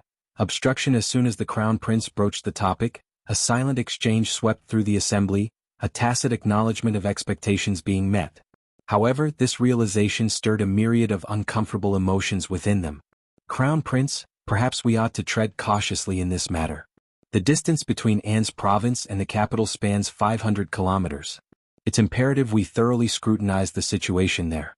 Any missteps or oversights could inadvertently implicate Your Highness." The sentiment found unanimous agreement among the gathered advisors. Indeed, a more circumspect approach is warranted. Certain individuals seem intent on stirring trouble for the Crown Prince. We must exercise heightened vigilance during this period. Any misstep could have grave repercussions. It's crucial to recognize they lack the Crown Prince's compassion and wisdom. Absolutely couldn't agree more. The advisors voiced their concerns simultaneously, emboldened by the Crown Prince's evident dilemma, tilting the discourse in a more cautious direction. "I don't wish to appear petty, but this situation does seem rather peculiar. Permit me to be candid. Despite the dispatch of an imperial army, Lord Xiao's return empty-handed remains confounding. How much time has elapsed? It strains belief. Forgive my curiosity. I merely seek clarification, nothing more." A single stone cast into the pond sparked 1,000 ripples, intensifying the discussion among the advisors. "I share the same doubts. Indeed. After a decade, those mountain bandits should have only grown more formidable and entrenched. It defies logic that Lord Xiao handled them so effortlessly, almost as if they were mere illusions." "Exactly. Lord Xiao's expertise lies in governance, not military tactics or combat. His victory does seem remarkably implausible. Could there be undisclosed factors at play? Alas, the divide between us and the truth is vast. Perhaps Lord Xiao embellished the situation to hasten his return to the capital? Just a thought. No need to take it seriously. I too believe Lord Xiao to possess integrity. True, yet uncertainties linger. Moreover, he might come to regret his decision once he's there. Could this be a plot then? Someone orchestrating events to ensnare the Crown Prince? Difficult to say. The Crown Prince's brow furrowed slightly, a tinge of discontent creeping in. He maintained faith in Xiao Yunduan's character, confident he wouldn't allow misleading information to reach the capital. Nonetheless, the remarks swirling around him unsettled his conviction. But what if? Furthermore, there was the looming question of who orchestrated the supposed trap, knowing of his desire to recall Xiao Yunduan. If he exploited this opportunity to summon him back, what if the accolades were unfounded or complications arose? The blame would ultimately fall on him, and his adversaries wouldn't relent so easily. Although the advisor's words were a little sharp and unpleasant, what they said was not completely unreasonable. More importantly, they were all thinking for him. He had to accept this kind gesture. "Forget it, let's think about this matter carefully. Go back and ask more about it." Crown Prince sighed, feeling rather regretful. Chapter 1930. No opinion. Sending someone to An's province to clarify matters seemed like the logical solution for the Crown Prince. However, such a move was fraught with risk. It was a taboo for princes to personally involve themselves in contacting local officials or meddling in regional affairs. Discovery of such clandestine actions could spell trouble. Nevertheless, this didn't imply a lack of surveillance. The princes maintained a network of spies, but An's province posed a unique challenge. Xiao Yunduan's prominence there had drawn considerable attention, with even the princes awaiting the Crown Prince's response, anticipating any investigative measures. The Crown Prince couldn't assure the stealth of his covert operatives amidst the watchful eyes covertly observing the province. Upon the Crown Prince's decision, his advisors breathed a collective sigh of relief, lauding his astuteness. Crown princes held a distinct position from other princes. With careful governance and avoidance of missteps, their status remained steadfast. Their primary concern was ensuring the Crown Prince's stability, thwarting any opportunity for rival princes to undermine him. Amidst the turmoil, the crown prince clung to the belief that perseverance would eventually yield clarity and success. Indeed, many of his advisors harbored reservations about Xiao Yunduan's methods, perceiving them as needlessly provocative. The crown prince, akin to precious porcelain, stood in stark contrast to the clay pots represented by rival princes. Engaging in direct confrontation would only disadvantage him. Why bother? They reasoned. Through patience and magnanimity, he could cultivate a reputation of benevolence and generosity. Yet, some envious advisors feared the crown prince might rescind his decision, engaging in clandestine discussions to sway him. Even the princess consort, privy to the machinations of court gossip, urged caution. She lamented the derogatory remarks circulating about the crown prince's reliance on Lord Xiao's achievements and the perceived need to entreat his return before confirmation from An's province. Her indignation was palpable. How dare they? Since when does the crown prince need to supplicate a courtier? I find their words intolerably Euro. Upon hearing her report, the crown prince's discomfort was evident, his cheeks flushing with embarrassment. Though he could deceive others, he couldn't deceive himself. Regret gnawed at him for letting Xiao Yunduan slip away. Indeed, it was undeniable that there were no notable accomplishments or commendable deeds to earn his father's praise. Occasionally, the crown prince found himself pondering the hypothetical scenario where Xiao Yunduan remained by his side. The conclusion was invariably bleak. Had Xiao Yunduan not departed, circumstances would have unfolded differently. Such musings remained confined within the crown prince's heart. He would never vocalize them. Yet, the rumor echoing his inner turmoil struck a raw nerve, fueling his anger and frustration. Consequently, summoning Xiao Yunduan back to the capital was out of the question. To do so would inadvertently validate the rumors circulating about his reliance on Xiao Yunduan. Observing the crown prince's inaction, the fourth prince, initially prepared for resistance, found his hopes unexpectedly realized. The province would be spared from further upheaval. However, this perceived acquiescence only served to deepen their disdain for the crown prince. They deemed him lacking in courage and conviction. How could someone so indecisive and timid be fit to lead the realm? Even the emperor, anticipating a different course of action, was taken aback by the crown prince's passivity, expecting him to request Xiao Yunduan's return to the capital. Chapter 1931. Crown Prince's awkwardness. Unexpectedly, despite ample opportunities, the crown prince remained silent on the matter. Emperor Xian shook his head in bewilderment, unable to fathom the crown prince's motives. Ultimately, he decided not to interfere. If the crown prince had no inclination to act, so be it. After all, the court boasted many talents, rendering Xiao Yunduan's return inconsequential in Emperor Xian's eyes. As a mere courtier, Xiao Yunduan could continue his service outside the capital for a while longer. While the crown prince stayed mum, the fourth prince seized the opportunity to advocate for Xiao Yunduan's recognition as the prefect of An's province, triggering an instantaneous reaction akin to dropping a drop of water into a pot of boiling oil. Courtiers instinctively turned their gaze towards the crown prince. Even Emperor Xian cast a sidelong glance in his direction. The crown prince's body tensed, his cheeks flushing with heat. Only through sheer self-discipline and inner fortitude did he manage to suppress his embarrassment. How could it not be awkward? Xiao Yunduan's unwavering loyalty and service to him were common knowledge throughout the court. Xiao Yunduan's significant contribution to combating the bandits was brought to attention by the fourth Prince Euro, a move that felt like a direct affront to the crown prince. Regardless of the fourth prince's sincerity, his actions had undeniably stung the crown prince. Suppressing his simmering anger, the crown prince forced a smile. Indeed, fourth brother is correct. Lord Xiao's efforts have been invaluable in quelling the turmoil. He truly deserves recognition. Absolutely, the fourth prince chimed in, radiating satisfaction. Father, Lord Xiao's achievements at such a young age demonstrate his exceptional talent. It appears his decision to depart the capital was wise. With a few more years of experience and stability, he'll undoubtedly become a cornerstone of our empire's future. Therefore, not only should we reward him, but we should do so generously. The crown prince's embarrassment deepened, rendering him stiff and speechless. Yasuyuro the emperor offered a mysterious smile and nodded approvingly. Both the crown prince and the fourth prince speak wisely. Xiao Yunduan's contributions merit recognition. He shall receive 100 taels of gold, a pair of white jade walls and royal brocade. Furthermore, he shall be appointed as an official to govern a region for the betterment of its people. Do not disappoint me.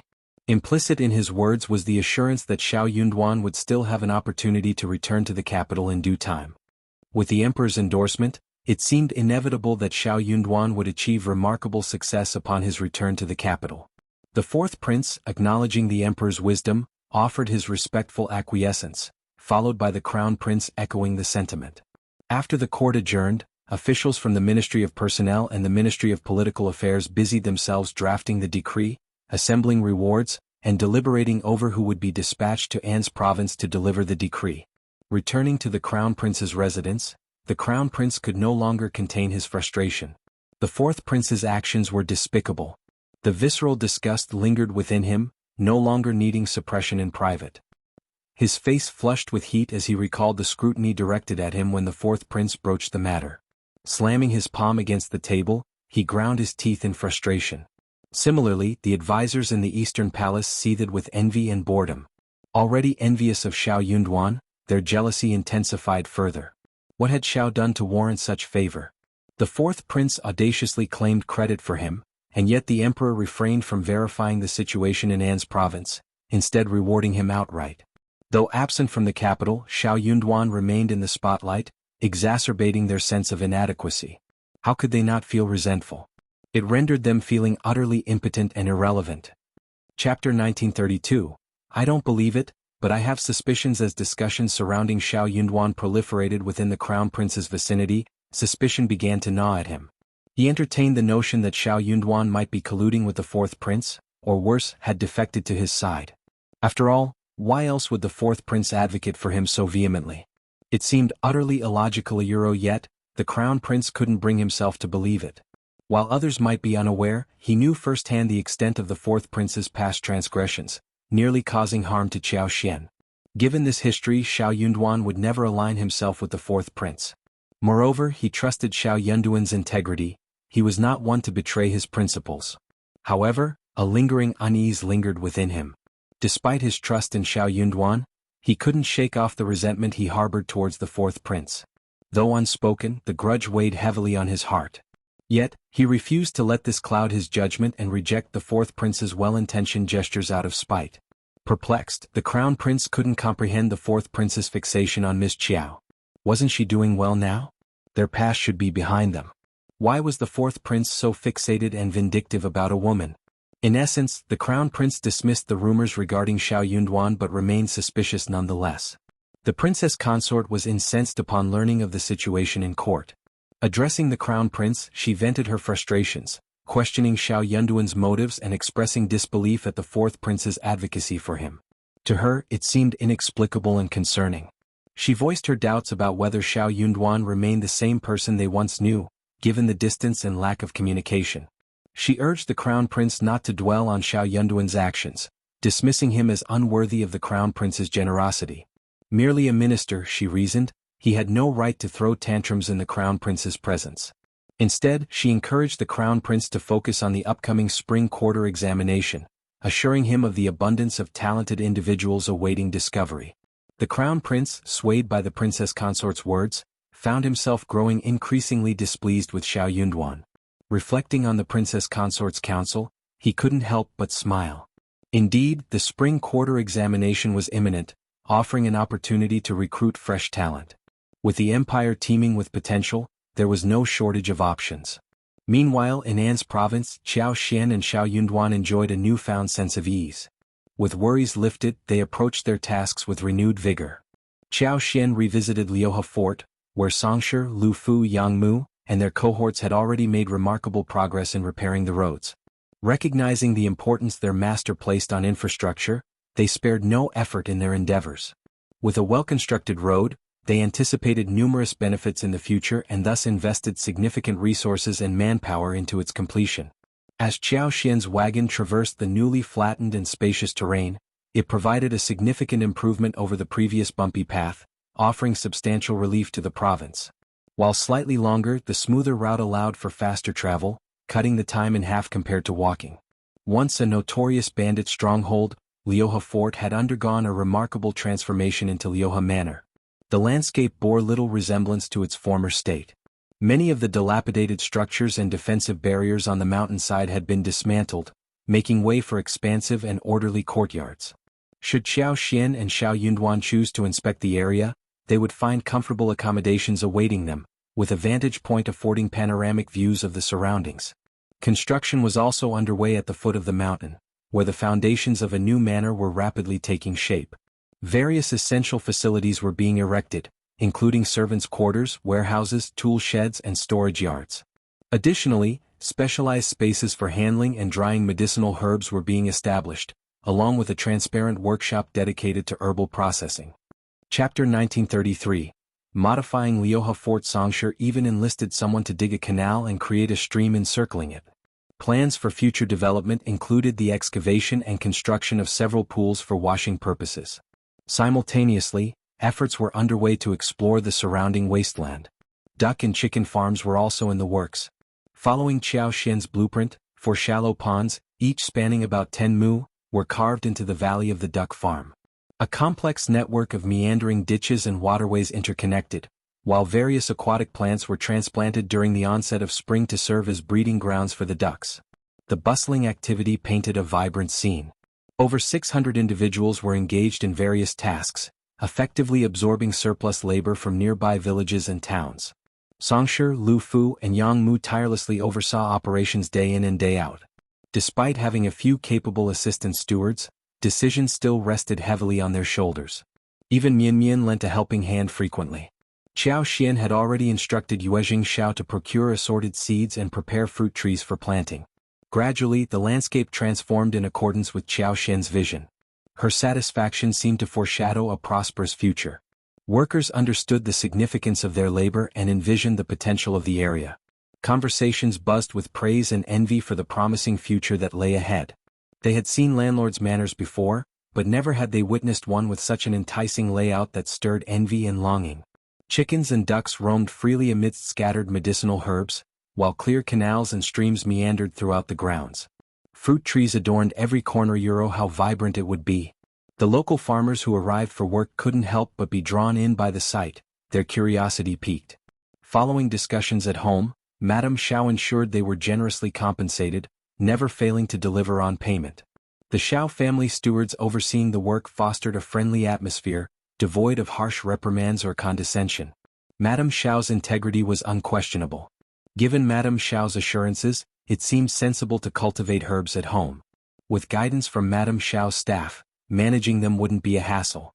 Selling the herbs back to her could potentially yield some profit. Though only a fraction of the village population entertained such thoughts, it proved sufficient. Those who shared similar aspirations convened and sought out Xianxia. To Song's surprise, he found himself apprehensive about the situation. This endeavor was entrusted to him by Madame. If people sought him out, it would align perfectly with his objectives. With conviction, he reassured them that Madame's promises were ironclad. How could Madame deceive them? However, if he aimed to cultivate a substantial quantity of these medicinal herbs for profit, he would need to allocate at least 2 mu of land. During that period, seeds could be procured from Madame at a discounted rate, making it a cost-effective endeavor. In the initial year, Madame showed willingness to support their efforts and lead them towards prosperity. Seed prices remained relatively low, though it was uncertain whether they would match market rates in the future. In truth, Xiao Xian could easily provide the seeds for free. Yet, items obtained free of charge often lacked appreciation and were sometimes regarded with disdain. There might even be individuals who acquired the seeds without genuine intent to cultivate them. Furthermore, if one couldn't even muster the willingness to pay for the seeds, it called into question their commitment to the endeavor. The likelihood of neglecting the cultivation process increased significantly. Chapter 1934. Hunting in the mountains. As expected, upon learning that they would need to purchase the seeds with their own funds, many individuals hesitated once again. Indeed, the cost was not exorbitant. Their families could afford it. Yet, what if the endeavor didn't yield profits? Numerous medicinal herbs required 2 or even 3 years to mature. If the venture proved unprofitable, wouldn't it be a waste? Though the expense wasn't significant, it was still money. Ultimately, only a handful of people were genuinely willing to commit to planting 2 or 3 mu of medicinal herbs and register with Xianxia. On average, there were merely 2 or 3 families per village willing to participate. The largest village boasted 5 families, while some had none at all. As Xianxia prepared to relay the outcome to Xiao Xian, she greeted him with a smile and a nod. Just as I anticipated, the number of participants is sufficient. Keep track of the list and remember to provide me with updates. Relieved that he wasn't reprimanded, Xianxia readily agreed. Come early December, with favorable weather prevailing, Xiao Xian's long-awaited desire was finally realized. Xiao Yunduan seized the opportunity to venture into the mountains for a hunt, accompanied by Yi Zhengsang, Wu Guan, Mian Li Xia, while Sun Bai, Sun Qian, and Hang Xingshan remained behind to safeguard the state office. Anan was still too young to accompany them into the mountains. Before dawn, the group of nearly 20 individuals mounted their horses and set out. Their destination this time was Mili Town, situated over 60 miles away from An's prefecture city. The surrounding mountains boasted expansive stretches, with verdant valleys and lush forests teeming with wild Euro, their prime hunting grounds. Given the expedition, they naturally opted for the finest location available. Furthermore, Xiao Yunduan hadn't had the chance to visit An's province since his arrival, making it an opportune moment for him to observe the local populace. Disguised as ordinary merchants and affluent families, the journey proved arduous, taking over an hour and a half to traverse the rugged terrain to reach Mili Town. The Tali Ridge region they intended to explore was still another hour away from Mili Town. After indulging in breakfast at Mili Town, they pressed onward. Before venturing into Tali Ridge, they left the carriage and horses at the land officer's residence in the nearest village, opting to spend the night there. Half a day had elapsed by this point, rendering it impractical to delve into the mountains. With winter prevailing, spending the night in the deep forests and rugged terrain was out of the question. Safety concerns aside, the biting cold could prove fatal. They could only spend the night and embark on their mountain expedition early the next morning. After settling in, Xiao Xian and Xiao Yunduan took a stroll around the village. Despite the abundance of mountains and scarcity of fields in An's province, the scenery was truly captivating. Even within this modest village, there were sights that ignited one's senses. The mountains echoed with the calls of cuckoos, and wild cherry trees dotted the landscape. Though currently barren, one could envision the breathtaking beauty that awaited with the arrival of spring, when verdant hills and flowing rivers would come to life. Following a restful night at the land officer's residence, save for missing Anan, everything proceeded smoothly. Anan was in the capable hands of the nanny and maids, so there was no cause for concern. He wasn't too young anymore to spend a night away from his mother, and Xiao Xian forced herself to put aside any lingering worries. Children deserved indulgence, but there was no harm in teaching them resilience. As the sky once again dawned hazy, the group prepared to depart. The winter chill of the early morning was piercing, clinging to their faces and hands with bone-chilling intensity. Their breaths formed clear puffs of white air in the crisp atmosphere. Thankfully, their thick clothing provided ample warmth, offering comfort as they ventured forth. Chapter 1935. In the mountain it was a rare occasion for them to venture out for leisure and exercise, and excitement permeated the group.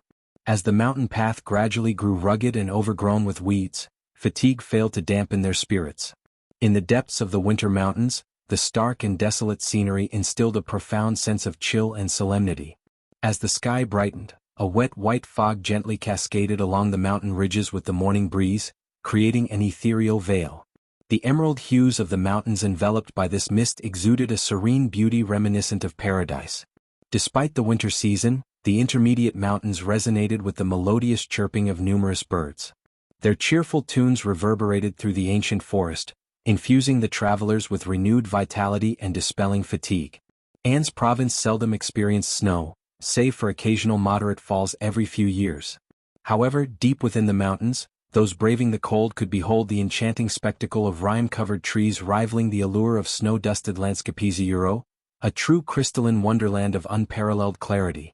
Although it was only the 12th lunar month and not yet cold enough to witness the breathtaking rime, there was no need to fret. They could still marvel at it from the lofty peaks near Liuhe Manor when the time came. Today their purpose was clear. They had come for the hunt. At that moment, the sun had just risen, casting a gentle morning glow upon the landscape. It was around 9 in the morning. Zhengsang, Yi Lu Fu, and the others surveyed the terrain and unanimously agreed that it was promising. With its rugged terrain and towering ancient trees, it held great potential for a successful hunt. With ample time at their disposal, there was no need for haste. They settled in a spot and indulged in the dry provisions they had brought along. Lu Fu, Xiao, and the other children were particularly animated, eagerly discussing their expectations for the day's hunt. Under the tutelage of Zhengsang and the others, Lu Fu's martial skills had advanced rapidly. He even expressed his desire to bag 2 significant prey for his lord and madam, much to Xiao and the others' envy. Caught between amusement and concern, Xiao Yunduan cautioned, "The mountain is fraught with peril and you are still young. Don't take unnecessary risks. Confronting wild beasts could have dire consequences." Lu Fu grinned mischievously. "They'll stick close to Uncle Zheng. Don't worry, Lord." Xiao Xian chimed in with a smile, "If you encounter a wild boar, make sure to flee. They're the kings of the mountains and you shouldn't provoke them unless you're confident." Lu Fu's eyes widened in astonishment and admiration. "Yes, yes. Madam knows about this too." Mian Mian and Xiao Xiao echoed in unison, "Madam knows everything." Laughter filled the air, Xiao Xian included. After a simple meal, the group dispersed to search for prey in the mountains. This terrain was beyond compare for the average person. The mountains were rugged, the vegetation dense, and countless birds and beasts lurked amidst the foliage. Yet, success in hunting still relied on luck. Despite the challenges, the group exuded confidence, bolstered by their numbers and collective experience. Zheng Sang had already delegated scouts to forge ahead and leave markers along the path, while the rest followed at a distance. Walking alongside the team, Xiao Xian grasped Xiao Yunduan's hand and communicated with the plants as she moved. With a gentle sweep of her power, she surveyed everything within range.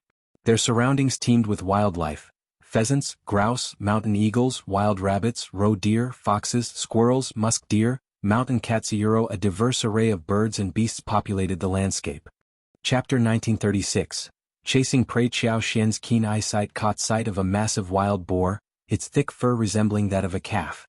With long, sharp tusks and fierce, beady eyes, it exuded an aura of intimidation that sent shivers down the spines of onlookers. For the time being, they hadn't encountered any tigers or wolves. In truth, Xiao Xian harbored a desire to stumble upon herds of wild sheep or deer. With their ample numbers, it would be relatively easy to hunt them, and the meat would undoubtedly be succulent. Before long, the group began to see results. In the blink of an eye, they had acquired several more hares, pheasants, and grouse. I even managed to bag a deer weighing approximately 20 kilograms, eliciting cheers of joy from everyone. At least they had successfully hunted a substantial prey. Even if they couldn't catch larger game, the smaller catches of wild rabbits and pheasants made the trip worthwhile. The mountain range was abundant with medicinal herbs, but their value wasn't particularly high. Unable to collect and store them in her interspace, Xiao Xian reluctantly left them behind. Xiao Yunduan remained steadfast in his protective stance, refusing to let her wander alone in such unfamiliar territory. He kept her close, tightly holding her hand. Despite feeling a twinge of regret for abandoning her clandestine plans, Xiao Xian conceded to her husband's overprotectiveness, feeling a sense of helplessness. Soon they stumbled upon 2 large Ganoderma lucidum mushrooms, each at least 300 years old. Recognizing their value, Xiao Xian nonchalantly led the group in their direction. Coincidentally, they stumbled upon the mushrooms from afar, much to everyone's delight. Zheng Sang carefully climbed the cliff to retrieve them. They carefully wrapped the Ganoderma lucidum in several layers of tree leaves and placed them in a small basket. Amidst laughter, everyone remarked that it was wise to follow Lord and Madam. After all, this Ganoderma lucidum had thrived for countless years, rendering it priceless. Merely laying eyes on it was a treat in itself. Xiao Xian smiled and declared, "Everyone will receive a portion of today's harvest, including the Ganoderma lucidum. Upon returning, assess its value and everyone will receive their share." As for the Ganoderma lucidum, it naturally belonged to her. The others would offer it to her. According to the rule of mountain exploration, anyone who spotted valuable finds would receive a portion, regardless of age. However, Xiao Xian and Xiao Yunduan were the principal members of the expedition, not equal partners. It was ultimately their decision whether to distribute it to others. Upon hearing Xiao Xian's generous offer, everyone expressed gratitude with smiles on their faces. No one would complain about having too much wealth. Subsequently, they stumbled upon over 5 kilometers of wild Gastrodia elata. If not for Xiao Xian and Xiao Yunduan's familiarity with each other, they might have overlooked it. The others had heard of Gastrodia elata but were unaware of its location. Their joy knew no bounds. They considered themselves incredibly fortunate to be amidst such bounty in the depths of the mountain. Xiao Xian feigned indifference when she encountered various mundane herbs, choosing to overlook them.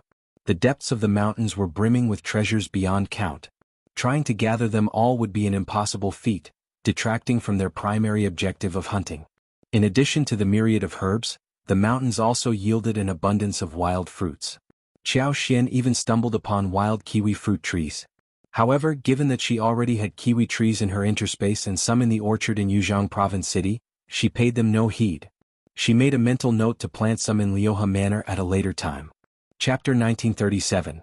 Personally reasonable Wu Guan's discovery of a wild deer herd sparked excitement among everyone.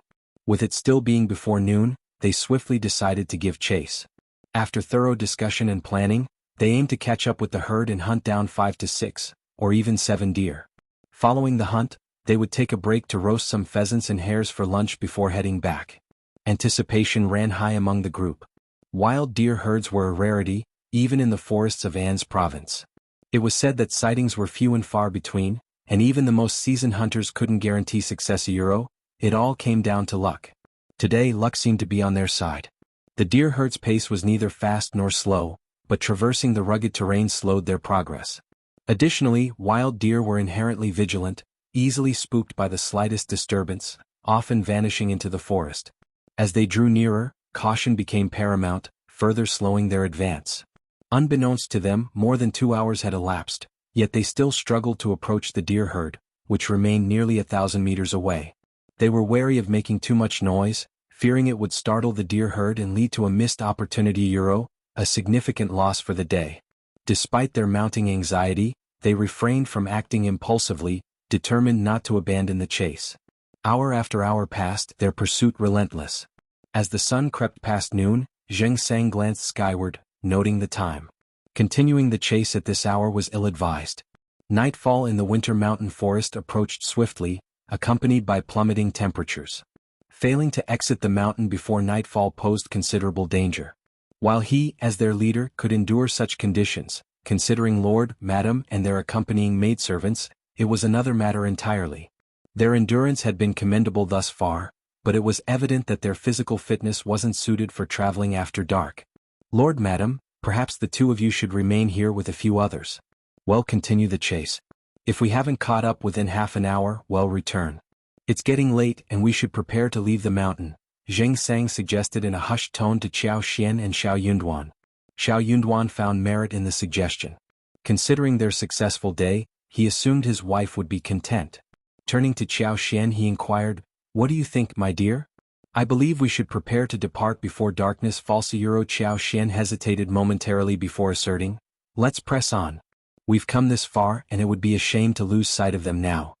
If nightfall overtakes us, we can spend the night in the mountains seeking shelter from the wind. With our numbers, building a bonfire would be simple and the night would pass quickly. And if luck is on our side, we may stumble upon a spacious cave, alleviating any concerns." Indeed, they had recently spotted a sizable cave, offering a promising refuge. Additionally, anticipating potential mishaps, they had brought extra shoes and thick clothing, ample for an overnight stay. Xiao Yunduan's expression was indecipherable, but Xiao Xian's reasoning held weight, though she refrained from elaborating further. Regardless, finding a suitable cave for the night was assuredly within reach. Chapter 1938. A good place like a paradise. Although spending the night in the mountains posed risks, it wasn't insurmountable. The group was numerous and well prepared, instilling confidence in facing any potential dangers, including ferocious beasts. Despite the chilly night temperatures, finding a suitable cave could alleviate the discomfort. Initially, Xiao Yunduan disagreed, but he eventually acquiesced to his wife Xiao Xian's persistence. As they relentlessly pursued the deer herd, their enthusiasm remained high, overshadowing any apprehensions about spending the night in the mountains. With the promise of such a sizable prey ahead, their resolve strengthened, shedding any remaining hesitations. After an hour of pursuit, the deer herd seemingly vanished, prompting everyone to investigate. They soon discovered a concealed entrance to a valley, realizing the deer had slipped through it. Undeterred, they pressed on into the unknown. The entrance to the valley was concealed, framed by narrow cliffs that almost seemed to touch the sky, offering only a slender glimpse of the heavens above. After traversing a winding path for approximately 40 to 50 meters, they rounded a corner obstructed by massive boulders, and suddenly, their vista expanded. Wow! What is this place? It's breathtaking. Look at deer herd. And sheep too. Are those wild horses grazing on the distant slope? Incredible. Silent awe enveloped them as they beheld this unexpected marvel, a veritable paradise hidden within the mountains. Spread before them lay an expansive basin adorned with lush emerald-green grass. Sprinkled throughout were occasional bushes, standing half the height of a person. On the gentle slopes in the distance, tall trees stood sentinel, reaching towards the heavens. A serpentine river meandered gracefully through the basin, its surface shimmering silver under the sun's gentle caress. In the distance, a vast lake mirrored the sky above, its surface also aglow with silver hues, while white dots of water birds danced upon its tranquil waters. The verdant reeds, resembling delicate gauze, swayed gently by the lake, a sight that charmed the onlooker from afar. This sanctuary teemed with a diverse array of wildlife, sheep, deer, wild horses, rabbits, pheasants, wild ducks and more, creating a vibrant tapestry of life. Notably warmer than the desolate, icy forest they had left behind, the temperature here offered a palpable contrast, heightening their senses and spirits. Excitement bubbled within each member of the group as they reveled in the discovery of this unexpected paradise. Never had they imagined such splendor concealed within the forest depths. The ease with which prey could be hunted in this bountiful land alleviated any concerns about spending the night. Xianxia, too, felt a surge of excitement and pride, her heart brimming with happiness. Having sensed the richness of this place through her unique abilities, she had been drawn by its lush greenery and vast expanse. Though unable to fully comprehend the basin's entirety with her powers, her curiosity impelled her to explore firsthand. This journey was a rare opportunity, and the thought of missing out on such a wondrous place propelled them forward. They knew not when such an opportunity might present itself again. Chapter 1939, Hot Spring. Furthermore, there was simply no feasible option for them to depart at this moment. Even if they attempted to leave, they would inevitably end up spending the night anyway. Hence, while pursuing the deer herd, Xianxia employed some cunning tactics to drive the animals towards this direction. Their arrival at this hidden haven proved fortuitous beyond expectation. None among them had anticipated such a stark contrast to their surroundings. Intrigued by the uncharacteristic warmth of the area, they speculated that the terrain played a significant role. Shielded by the four peaks, the biting cold winds were thwarted, while ample water nourished the lush vegetation, creating a microclimate noticeably warmer than the outside. However, Xianxia possessed deeper insights. Delving further into the basin, she uncovered the source of this warmth, a geothermal hot spring nestled at its far end. At that moment, steam rose from the bubbling waters of over 10 hot springs of varying sizes, enveloping the surroundings in a misty veil. Surrounded by towering mountains and bolstered by the geothermal activity of the hot springs, the basin thrived with flourishing aquatic life, its temperature elevated beyond that of the external environment. Unbeknownst to them, they were now nearly 20 miles deep into the basin, their attention captivated by their surroundings. With knowledge of the hot springs' location, Xianxia expressed her curiosity, suggesting they follow the river to uncover its source. Her smile was infectious, prompting unanimous agreement from the group. Enthralled by the beauty of their discovery, they eagerly embarked on this new adventure, hopeful for further surprises. Though the deer herd had eluded them, the abundance of wildlife in the area assured them of potential quarry for the morning ambush by the water's edge. Yet in this moment urgency faded away. They strolled leisurely, the path now accommodating and pleasant. Soft grass and scattered bushes posed no hindrance as they continued their exploration. With the province having already cleared a path, their progress quickened noticeably. Upon reaching the lake's edge, they couldn't resist pausing to admire the scenery. The expanse of water stretched out before them, covering an area equivalent to at least 100 mu, its surface shimmering in pristine clarity. Reeds hugged the lake's perimeter, forming a dense, verdant canopy akin to a green tapestry. Above, numerous waterfowl of various sizes, wild ducks, geese, mandarin ducks and aigrettes, flitted about, adding to the lively atmosphere. Excitement gripped Xianxia and her companions as they identified familiar and unfamiliar avian species, pointing eagerly at each other. "Look at that plump wild duck. I'll make for a delicious meal. I'll aim for 2. And that goose, it's massive. It's a shame we don't have nets. There must be plenty of fish and shrimp in this lake. Well, bring them next time. We can fashion bamboo rafts with bamboo wood and rope." "Agreed, that's a splendid idea. Does that mean we'll return?" inquired one of the group members, eyes fixed on Xianxia and Xiaoyunduan. Xiaoyunduan grinned knowingly, anticipating his wife's response. Without hesitation, Xianxia returned the smile. "Absolutely.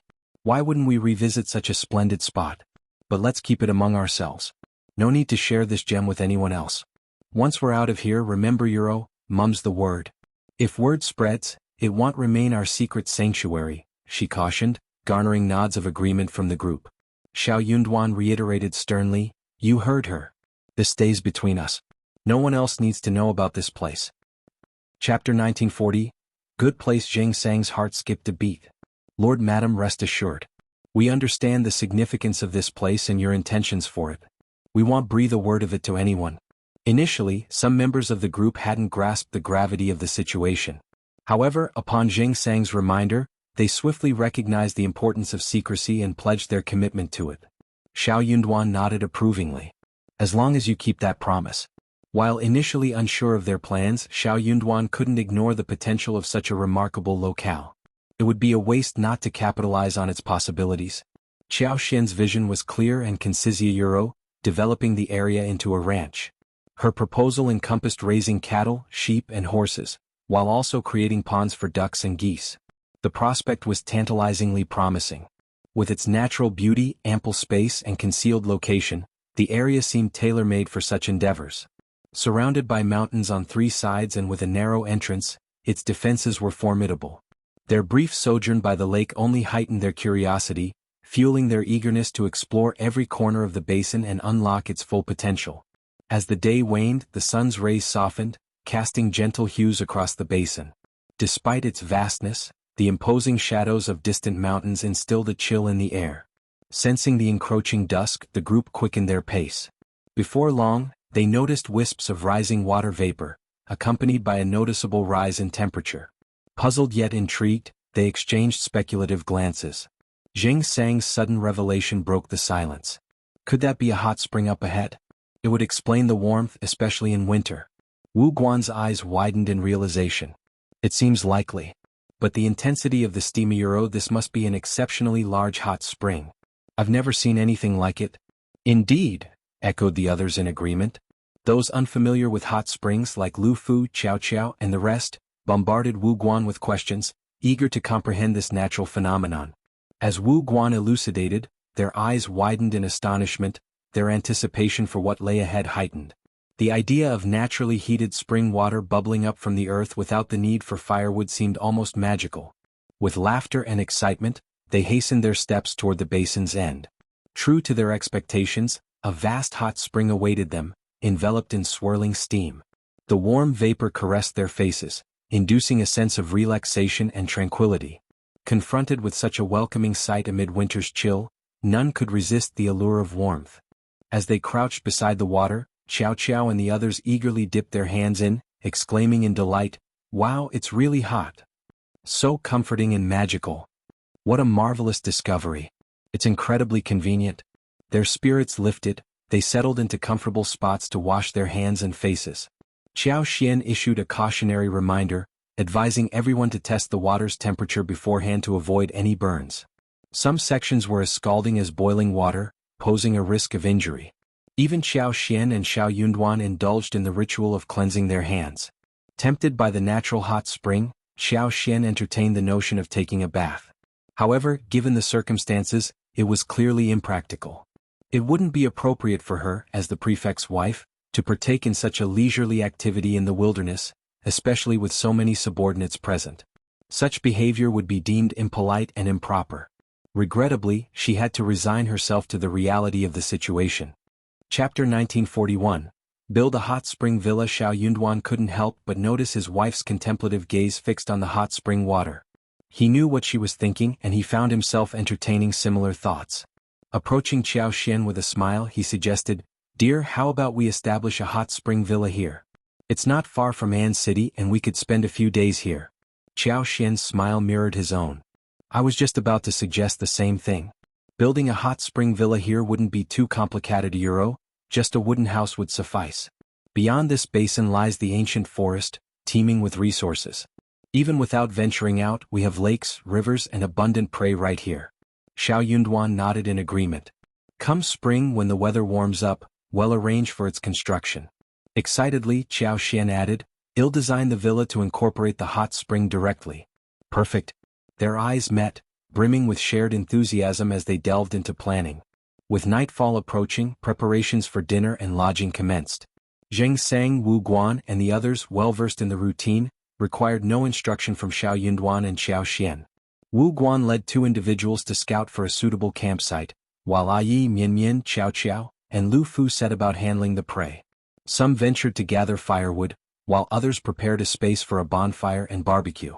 Mianmian and the others set to work downstream of the hot spring, where the warm water made it convenient to remove fur and wash the prey without fear of freezing hands.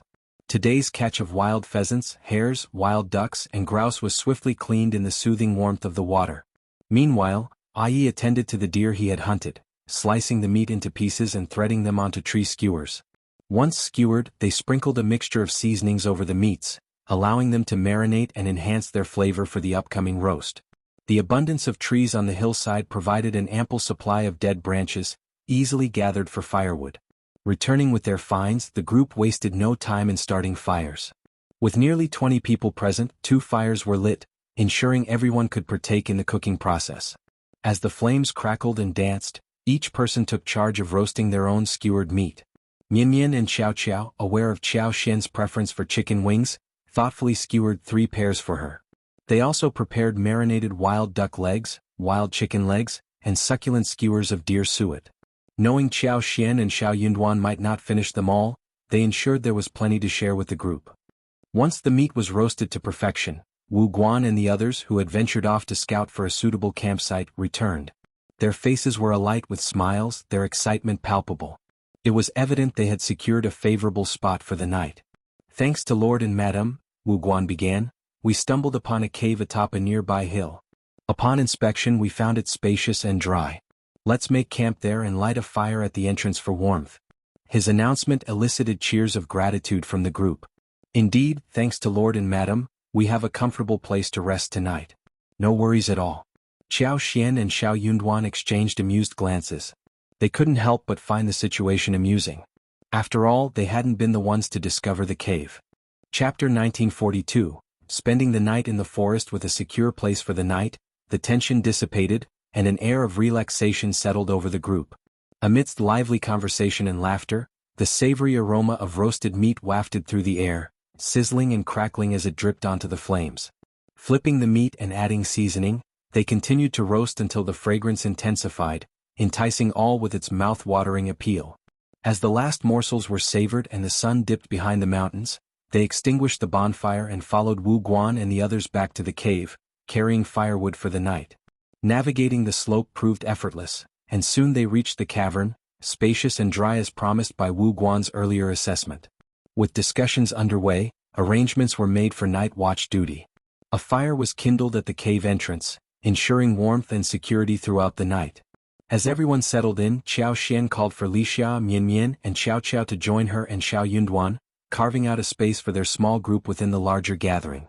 Xiao Xian nestled against Xiao Yunduan's embrace, engaging in quiet conversation with Mianmian before succumbing to fatigue. Today had been particularly taxing, and the excitement only added to her weariness. Cradled in her husband's arms, she felt a profound sense of security, drifting into slumber almost effortlessly. She stirred occasionally throughout the night, not due to the cold but rather the simplicity of their accommodations in the cave. As dawn broke, Xiao Xian roused from her rest, greeted by the sight of the brightening sky. A smile graced her lips as she met Xiao Yunduan's gaze, exchanging silent understanding. "It's already dawn so soon," she remarked. Xiao Yunduan returned her smile.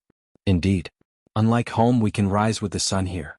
Xiao Xian chuckled as she noticed the absence of others in the cavern. "Seems like everyone has already departed," she observed, a hint of bemusement in her tone. Their departure had been so discreet that she hadn't even noticed.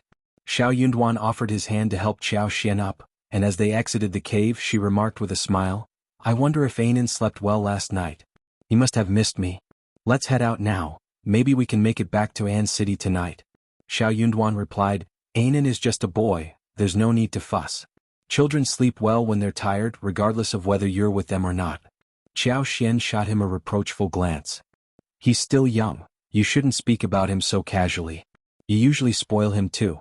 Xiao Yunduan simply smiled in response, saying nothing. As they approached the hot spring's edge, they spotted Mian, Xiao, and the others laughing and playing in the water. It was their first encounter with the hot spring, and they seemed to be enjoying it immensely.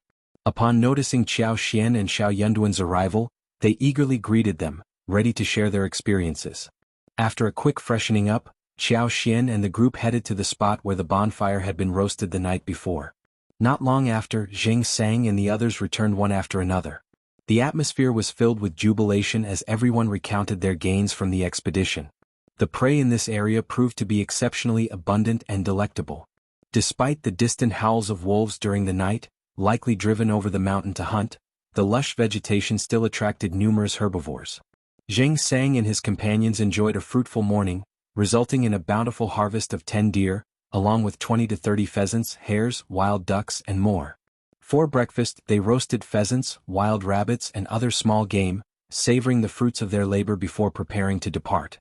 The deer they captured were notably robust, with one weighing in at 80 to 90 catties, and 2 especially plump specimens tipping the scales at over 100 catties each.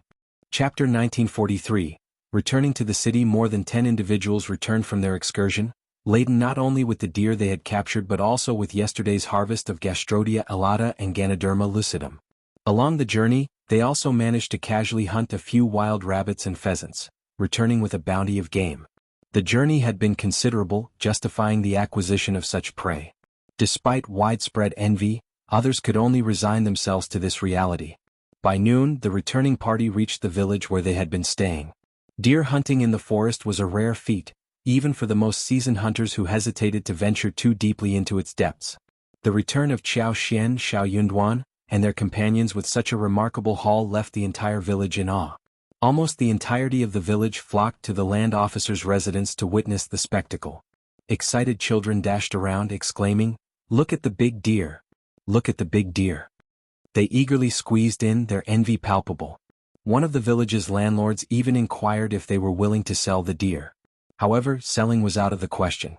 The effort to acquire them had been considerable, and there were only 10 deer to share among them. Only those of notable stature could claim a portion, leaving the rest disappointed. The landlord was eager to purchase a deer by any means possible, but faced with their refusal, could only reluctantly abandon the idea. Ordinarily, a landlord might resort to raising the price or employing threats, but Xiao Xian, Xiao Yunduan, and their companions seemed formidable and not easily swayed. Hence, the landlord dared not provoke them. In a gesture of gratitude, Xiao Xian and the others gifted a pheasant and a wild rabbit to the land officer's family, sharing a modest meal before departing for An's province.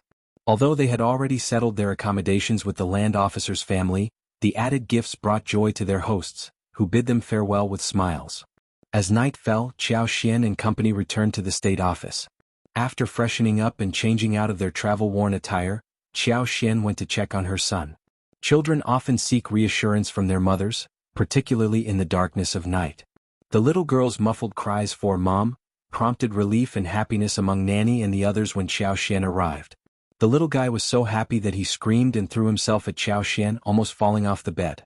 The nanny, Kaiyun, and the others eagerly reached out to embrace him. The little one showed no fear, only giggles. Xiao Xian chuckled, scooping the child into her arms and peppering his face with kisses. "How dare you? My sweetie, do you miss me?" The little girl giggled and snuggled closer to Xiao Xian, her laughter melting Xiao Xian's heart. As Xiao Yunduan approached, he beheld the tender scene of mother and daughter embracing and couldn't help but smile, his eyes soft with affection. The successful hunt brought joy to all. Servants from the east courtyard gathered excitedly, chatting and pointing as they marveled at the sight of the wild deer. Although they couldn't feast on it, the novelty alone was worth the spectacle. The comfort of the lavish bed and soft pillows ensured everyone enjoyed a restful night's sleep. The following day, Xiao Xian made the decision to divide the spoils. She and Xiao Yunduan retained 3 deer, 2 pheasants, 2 wild rabbits, and 2 wild ducks for themselves. Meanwhile, Xianxia and Wu Guan divided 4 deer, along with 8 pheasants, wild rabbits, and wild ducks among them. Yi and the others received 1 deer, 1 pheasant, 1 wild rabbit, and 1 wild duck each, with the remainder distributed among Hang Xingshan, Sun Bai, and Sun Qian. Chapter 1944. Lord Xiao's luck. The outcome was deemed fair by all, with no disputes over the distribution. Lord and Madam received only a small portion, ensuring most of the spoils were shared among everyone else. There was little else to be said. Furthermore, the discovery of such a fruitful hunting ground meant they could return for more in the future. Xiao Xian and the others generously provided a portion to the servants, allowing each of them to enjoy a few bites. However, Lixia, Xianxia, and the other stewards were excluded from this share. Instead, Deputy Prefect Jia, along with Lixia and Xianxia, received 2 portions. Regrettably, none of the remaining scribes received any portion. With half of the spoils remaining, Xiao Xian and Xiao Yunduan were left with a manageable amount, aided by the cold weather allowing for preservation of the sutras, pheasants, rabbits, and wild ducks. The fresh and succulent venison was processed into meat paste and used to cook porridge, pleasing Anan as well. It had been quite some time since Xiao Xian had tasted such fresh venison. From roasted to stir-fried, grilled to stewed, the meat was prepared in various delectable ways, culminating in a splendid feast. On a whim, Lord Xiao decided to take his wife hunting, and it was only after they returned with a full load that news of their excursion spread throughout An's city. Families in the area couldn't help but marvel at their luck. Despite An's province's mountainous terrain teeming with prey, Lord Xiao seemed unusually fortunate. Their destination was Meili Town, and considering the time spent en route, it was evident they wasted no time delving into the mountains for the hunt. Remarkably, they managed to capture 10 deer. While the smaller prey they caught weren't included in the count, their achievement was nonetheless impressive. With only 18 individuals in their party, and considering that Lord Xiao, Madame Xiao, and the younger children and maids lacked hunting prowess, it was quite extraordinary for a group of 12 or 13 people to secure 10 fat deer in such a short span. Their strength and luck were truly commendable. While they occasionally ventured into the mountains for recreational hunting, they never ventured too deep. They had never personally hunted deer before, let alone laid eyes on one. However, there were skilled hunters who captured and sold deer in the area. Admittedly, it wasn't a common occurrence. This was largely due to the elusive nature of deer herds, which typically avoided areas frequented by humans. They were swift and vigilant creatures, making them challenging to hunt. The return of Lord Xiao with such a bountiful harvest left everyone in awe. His luck and fortune were undeniable, prompting a collective sigh of admiration. It seemed one would fare well to align themselves with Lord Xiao, fostering honesty and cooperation for future endeavors. Amidst these reflections, it became evident that the weight of New Year gifts would significantly increase. As the new year approached, families vied to send lavish offerings to the prefectural yamen, adhering to tradition. Xiao Xian in her role accepted these gifts graciously and prepared suitable returns, keeping herself busy in the process. Some of the offerings were notably extravagant, prompting Xiao Xian to find justification swiftly. Given her husband's recent achievements in subduing bandits and assuming control of a region, it made sense for the attention lavished upon him. In any case, as everyone participated in the customary exchange of gifts for the new year, Xiao Xian reciprocated accordingly, ensuring she could afford to do so. Before they knew it, the 48th year of Qi Xian had arrived. Although Xiao Xian and Xiao Yunduan had not managed to reunite with Xiaoding village, they found solace in the company of many friends in Anan, creating their own small reunion. Chapter 1945. Another banquet in An's province. The realization that their hometown was within easy reach, just a few days' journey away, brought a sense of closeness that narrowed the perceived distance in their hearts. No longer did they feel the overwhelming loneliness of being isolated at the edge of the world. Instead, they found solace in this newfound proximity. This sense of ease was palpable, offering genuine comfort to their hearts.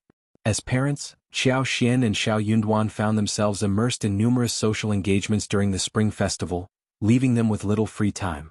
Fortunately, no affluent family in An's province dared to challenge the authority of Lord Xiao and Madame Xiao. Consequently, Xiao Xian was finally able to relish the happiness of being the wife of a local government official. While Xiao Xian harbored no grudges from the past, First Madame Fan extended an invitation for her to attend a banquet. With a gracious smile, Xiao Xian accepted, despite her lingering aversion toward the Fan family. As the wife of the prefect, she understood the importance of maintaining decorum and refrained from letting personal preferences dictate her social interactions. Remarkably, the once influential Fan family now adopted a more subdued approach. While they traditionally hosted the first spring banquet, this year they chose to schedule it for the 12th of the first month, almost at the conclusion of the spring festival.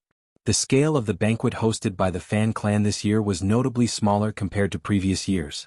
In truth, the Fan family was currently in a state of embarrassment and humility. The prospect of hosting a banquet seemed daunting, given the stark contrast in their status. They would feel ashamed even if they attempted to treat their guests lavishly. Nevertheless, they had no choice but to extend an invitation to Lord Xiao. The consequences of not inviting him would only compound their embarrassment further, as rumors and speculations from outsiders would likely exacerbate their predicament. Fortunately, Xiaoxian found no reason to decline the invitation, demonstrating her willingness to visit, much to the relief of the two patriarchs and the two matriarchs of the Fan family. Madame Xiao's visit signaled Lord Xiao's leniency toward the Fan family and the bandits. Despite this, the Fan clan remained cautious, maintaining a low profile. When Xiaoxian arrived as the prefect's wife, it was expected that Old Lady Fan would personally welcome her and extend polite greetings, demonstrating the Fan family's sincerity. However, due to her advanced age, Old Lady Fan hesitated to subject herself to such discomfort. Instead, she chose to remain secluded within her courtyard, feigning illness as an excuse to avoid the social interaction. Fan Rian likewise struggled with the situation. Despite her reluctance to lower her status in front of Xiaoxian, her daughter persistently urged her to reconcile with Madame Xiao to secure her attendance at the banquet. Unable to dissuade her daughter, Fan Rian had no choice but to agree. Bai Ruerue took great care in preparing for the occasion, meticulously selecting attire and jewelry while inquiring about Xiaoxian's preferences, as well as those of her maids. This gesture both pained and gratified Fan Rian. While she couldn't shake the remorse for past events that had led to her daughter's suffering, she found solace in Bai Ruerue's maturity and willingness to shoulder the family's burdens. On the day of the Fan family's banquet, Xiaoxian, as customary, invited Mrs. Jia to accompany them. Upon their arrival, the women of the Fan family and the early arriving guests eagerly went out to welcome them. The two matriarchs of the Fan family greeted them with careful smiles as they all proceeded into the reception hall and took their seats. As pleasantries were exchanged, gifts were presented, and tea was served by the Fan family's maids, the atmosphere gradually warmed with laughter and conversation. However, Fan Rian remained reticent throughout the proceedings, fearful that speaking might lead to an outburst of anger towards Xiaoxian. It was a struggle she couldn't avoid as her emotions threatened to overwhelm her. Thus, she chose silence as her refuge. Chapter 1946. Puzzlement. Fan Rian, visibly distressed on the sidelines, harbored such intense disdain for Xiaoxian that she found herself continuously mocking and mentally rebuffing her throughout the event. In stark contrast, Bai Ruerue's concern for Xiaoxian was palpable. Despite her junior status, she couldn't help but keep a watchful eye on Xiaoxian, occasionally stealing glances that puzzled those around her. However, her gaze was devoid of hostility. Xiaoxian, with her keen intuition, eventually sensed Bai Ruerue's genuine concern. Initially oblivious, she soon recognized the sincerity behind the younger woman's actions. This unexpected behavior left Xiaoxian perplexed.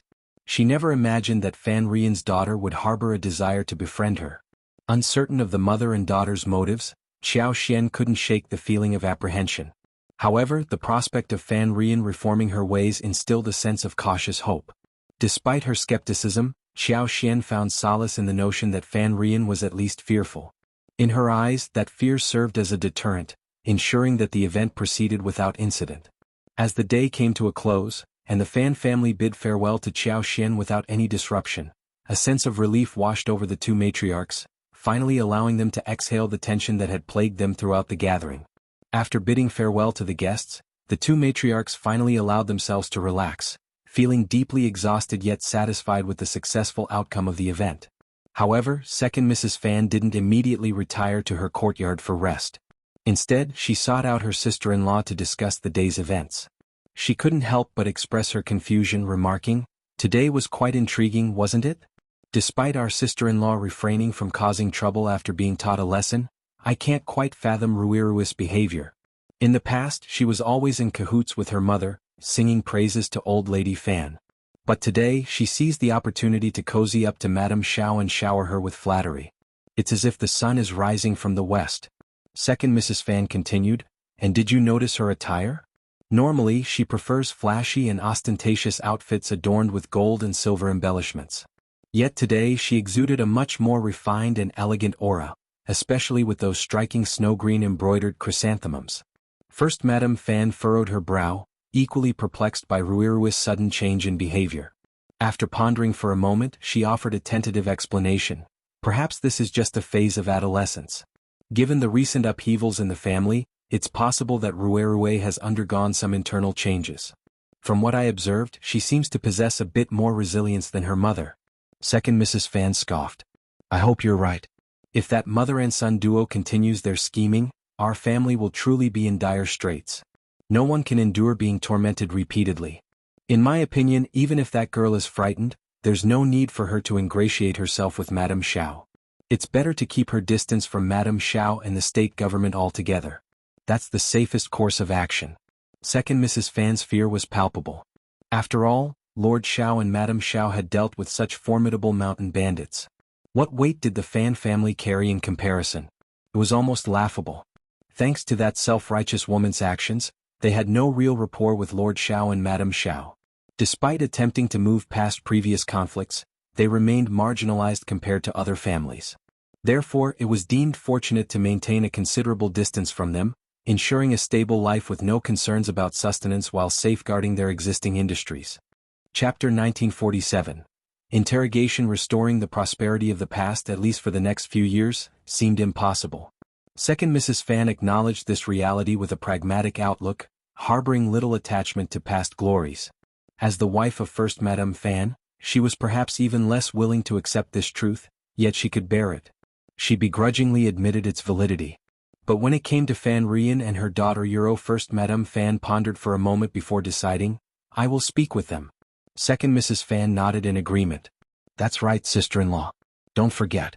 Once Second Mrs. Fan departed, First Madame Fan remained seated, quietly sipping her tea. After a while she set down her cup and summoned someone. Then she proceeded to the courtyard where Fan Rian and Bo Ruerue resided. First Madame Fan chose her words carefully. Fan Rian couldn't help but feel a surge of anger. What had she done to deserve this reprimand? Was it her conduct at the banquet today? Was her sister-in-law intentionally causing her trouble? Unable to contain her frustration, Fan Rian lashed out, venting her pent-up emotions. Feeling aggrieved and infuriated, she physically assaulted First Madame Fan. First Madame Fan's expression darkened as she responded with icy composure, I was merely offering a friendly reminder. We can't afford any more trouble for our family. Madame Xiao's presence at today's banquet, and its smooth proceedings, are hard-won. Am I wrong to remind you of this? Fan Rian sneered, Sister-in-law, you're underestimating me. Do you really believe I would cause trouble? Would I harm my own family? Remember, this is my family too. First Madame Fan initially refrained from addressing Fan Rian directly, focusing instead on the matter at hand. However, she couldn't ignore Fan Rian's insinuations. Nevertheless, she chose not to engage further. Instead, she cast a meaningful glance at Bararui and remarked, Don't dwell on it too much, sister. I'm not one to stir up trouble without cause.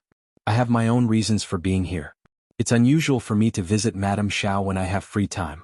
Naturally, I'm curious. It's only natural for me to inquire more. Fan Rian, absorbed in her grievances towards Qiao Xian, failed to notice the subtleties of the exchange. Upon reflection, however, she began to see the validity of First Madame Fan's words. Bai Ruerue was taken aback, feeling a bit flustered by the sudden attention. However, she was not one to back down easily. Blushing slightly, she retorted, Eldest aunt, what are you implying? Our family is hosting this event, so what's wrong with me speaking a few words? How can you suggest otherwise? Fan Rian chimed in, Exactly.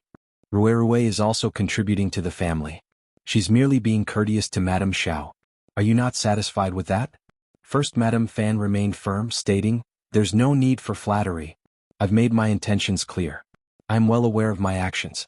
Ruerue has always had a penchant for vibrant and elegant attire, and her choice of accessories is always eye-catching. Today she appears particularly refined and graceful. I just wonder who she's dressing up for. Chapter 1948. Fooled. By Ruerue's heart raced as she felt a surge of guilt wash over her. Eldest aunt, why do you always have to criticize me for my choice of attire?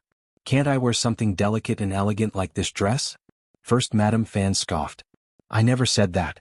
With those words, she rose from her seat and departed, leaving Bai Ruerue muttering to herself. When she glanced up, she was startled to find her mother's unwavering gaze fixed upon her. She attempted a forced smile. Mothra Euro Fan Rian furrowed her brows, scrutinizing her daughter. Be honest with me, what's troubling you today? I didn't, Euro. Ruerue, I am your mother. Fan Rian's tone carried a hint of displeasure. You can't deceive me. I know you harbor disdain for Miss Qiao, so why pretend? The sight of her own daughter fawning over Xianxia right in front of her left her deeply unsettled. If only she could turn back time and intervene before things escalated. Bai Ruerue slowly lowered her head, her delicate fingers fidgeting with her clothes nervously. Despite Fan Rian's persistent inquiries, Bai Ruerue stuck to her story, insisting she feared reprisal from Madame Xiao, and thus sought to curry favor with Harayuro. Though skeptical, Fan Rian found her daughter's distress genuine. No matter how hard she pressed, Bai Ruerue remained steadfast, on the verge of tears. Reluctantly, Fan Rian had no choice but to accept her explanation. She couldn't help but feel a pang of sympathy for Bai Ruerue. She chastised Harayuro. After all, the Fan family hadn't reached such dire straits yet. There was no need for a young girl like her to sacrifice herself. Her mother and grandmother would shield her. She couldn't afford to be so naive in the future. Bai Ruerue found solace in Fan Rian's embrace. Her voice sounded strained as she hummed, her eyes reflecting profound thoughts. No one could decipher her inner turmoil. As the prefect, Xiao Yunduan abstained from attending banquets, but he remained occupied throughout the spring festival. He busied himself with visits to esteemed families and hosting gatherings to honor erudite Confucian scholars from across the land. One such event was organized to welcome Jia Heming and other officials, providing them solace amidst their duties. Jia Heming, in his capacity as deputy prefect, reciprocated, extending the festivities for another day. Furthermore, Xiao Yunduan engaged in discussions with heads of prominent families to chart the development course for An's province. His schedule left him with scarce leisure time throughout the entire festival. While Xiao Yunduan had no intention of attending banquets hosted separately by the Mei and Huo families, they jointly arranged a gathering. Their motives were threefold: to reciprocate hospitality, to celebrate the advent of spring, and to express gratitude to the prefect for bringing peace and prosperity to An's province. Thus, Xiao Yunduan had to acquiesce, granting them due respect. Coincidentally, on the 12th day of the first lunar month, the prominent family clans secured the services of the renowned Cool Breeze Gang in An's province and extended an invitation to Xiao Yunduan. As they ventured out that day, Xiao Yunduan and Xiao Xian were in each other's company until they diverged along the way. However, Xiao Xian returned at 3 o'clock in the afternoon, prompting Xiao Yunduan's concern that the revelry might continue late into the night. While Xiao Yunduan occasionally attended such gatherings back in the capital, it was a rare occurrence for him here, marking his first attendance. At dinner, Xiao Xian found herself dining alone, with Anan occupied elsewhere. Perhaps due to the prolonged absence of family meals, Xiao Xian experienced a sudden emptiness in her heart. Reflecting calmly, she realized the irrationality of her worries and broke into a smile. She was letting her fears get the best of Harayuro, fearing that her husband might succumb to temptation and veer off the righteous path. Chapter 1949. Thoughts. He wasn't a naive, easily swayed individual. How could he succumb to others' advances so readily? Moreover, as the prefect, he held a position of authority and prestige. His circumstances had changed since his time in the Capitale. Few would dare to plot against him so brazenly. As she pondered this, Xiao Xian found herself growing more reassured. But then, another thought crept in. Upon further reflection, she realized that her husband's current status as the prefect brought with it a host of individuals seeking to gain his favor. It wasn't quite the same as their life in the capital. Back then, despite his reputation, he held a modest rank as a fifth-grade official, attracting little attention from those seeking to ingratiate themselves. But now, in An's province, he was the authority figure, the one everyone sought to impress. And in his efforts to win her favor, he undoubtedly bestowed upon her various benefits: gold, silver, jewels, fertile lands, and perhaps even the attention of other admirers. Yes, Xiao Xian finally grasped the source of her unease. With a soft sigh and a smile, she anticipated what lay ahead. She also couldn't help but wonder if her suspicions were correct. Undoubtedly, Xiao Yunduan must have attracted quite a bit of attention from the women at the banquet today. The New Year's festivities presented an ideal opportunity for individuals to cozy up to Lord Xiao, a temptation that had lured many before the arrival of the new year. Lord Xiao had no concubines, and his affections were solely reserved for Madame Xiao. With the young master still in his tender years, Madame Xiao bore the responsibilities of both child-rearing and household management, in addition to navigating social obligations. Her plate was undoubtedly full, leaving little room for her husband's personal care. Considering this, it seemed only logical that Lord Xiao would benefit from the presence of a sensible and considerate companion. Indeed, Anyone capable of presenting Lord Xiao with a suitable partner stood to gain considerable influence in the future of An's province. Lord Xiao's capabilities were such that aligning oneself with him promised prosperity and success. However, the task of providing Lord Xiao with a companion he truly admired was no simple feat. Lord Xiao wasn't a man of base desires. He was a distinguished scholar hailing from the most flourishing capital in the world. Prior to his relocation, he enjoyed considerable favor even within the prince's circle, suggesting he had encountered his fair share of captivating individuals. So, how could an ordinary beauty capture his attention? This woman would need to possess youth, beauty, intelligence, talent, empathy, gentleness, and consideration at the very least. She would need to exude an allure so captivating, so enchanting, that Lord Xiao couldn't help but be drawn to her. In essence, finding such a person was no small feat, but there were always those willing to take up the challenge. For instance, today an affluent gentleman surnamed Zhuang went to great lengths to procure a clever and youthful maiden named Lu Ji from Jiangnan. While inebriated, he entertained the notion of presenting her to Lord Xiao. As for the entertainment arranged for today's festivities, the singers and dancers had been meticulously chosen and rehearsed well in advance. Many of these talents were specially imported from overseas before the onset of the new year. The elite families of An's prefecture spared no expense in their preparations for the banquet.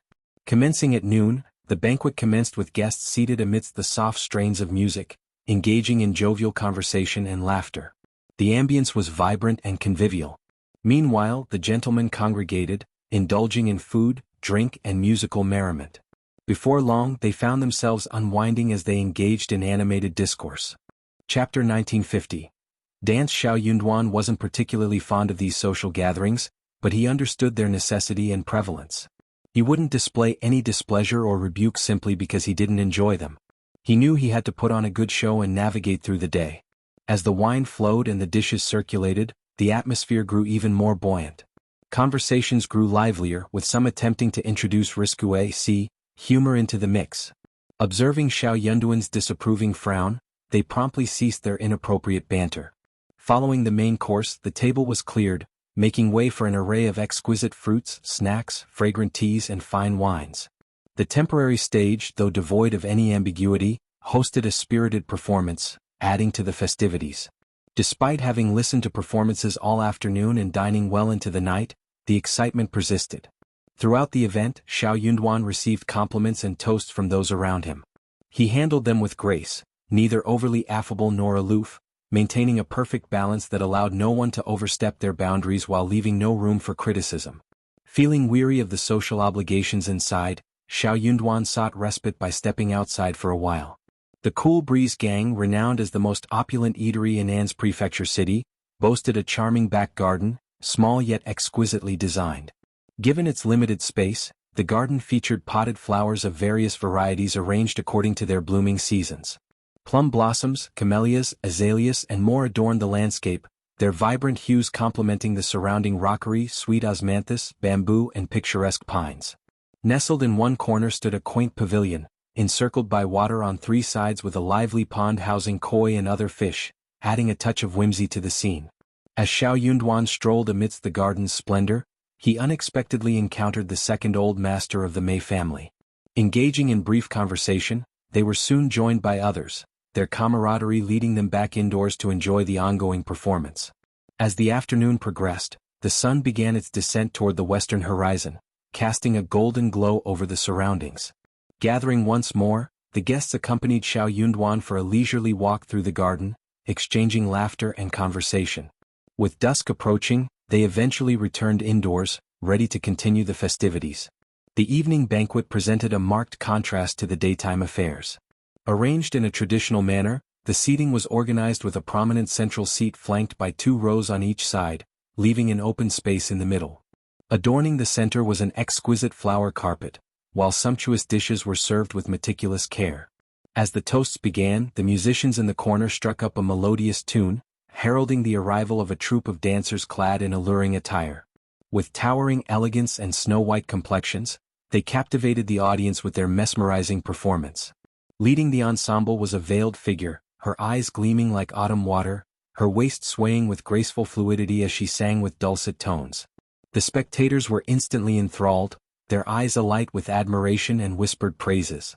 In particular, the leader of the dancers drew the gaze of nearly everyone present, her beauty both enchanting and mysterious, beckoning with irresistible allure. The song she sang seemed to resonate with the very essence of nature, its gentle melody teasing at the heartstrings of all who listened. Each verse seemed to caress the soul, leaving behind a lingering warmth and a tantalizing itch that could not be ignored. And yet, the veil shrouding her features only served to heighten the anticipation, fueling desires to unveil her true visage. As the final notes echoed through the hall, the audience erupted into thunderous applause and cheers, their fervor such that they wished to shower the beauty with silver and gold, if only to catch a glimpse of her unveiled face. Chapter 1951. Miss Luji. Nevertheless, nobody was naive.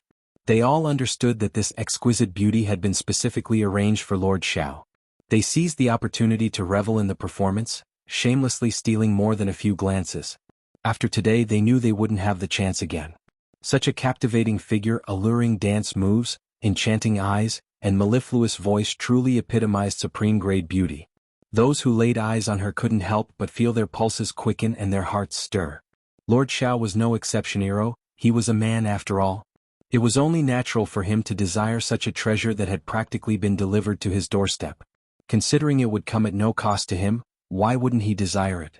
To pass up such a blessing would be sheer folly. Consequently, everyone assumed that this beauty belonged to Xiao Yunduan, and they lavished praise upon her accordingly. Absolutely stunning. Such a song belongs only in the Heavensia. It's truly magnificent. And that Dansia, it's beyond compare. I've never witnessed anything like it before. A beauty capable of toppling King Damsia, such rarity. We owe it all to Lord Xiao. Ah. Indeed, it's all thanks to Lord Xiao. Without him, we wouldn't have had the pleasure of experiencing such a marvelous performance. That's right, ha. Xiao Yunduan heard everything and frowned slightly. He took it as a joke and did not say anything more. Unexpectedly, when the dance ended and everyone applauded, old Master Zhuang said with a smile, "Miss Lu Ji's song and dance is really amazing. If it weren't for Lord Xiao, there wouldn't be peace in An's prefecture. It's all thanks to Lord Xiao that we can enjoy the song and dance banquet here in peace. We should thank Lord Xiao for his kindness.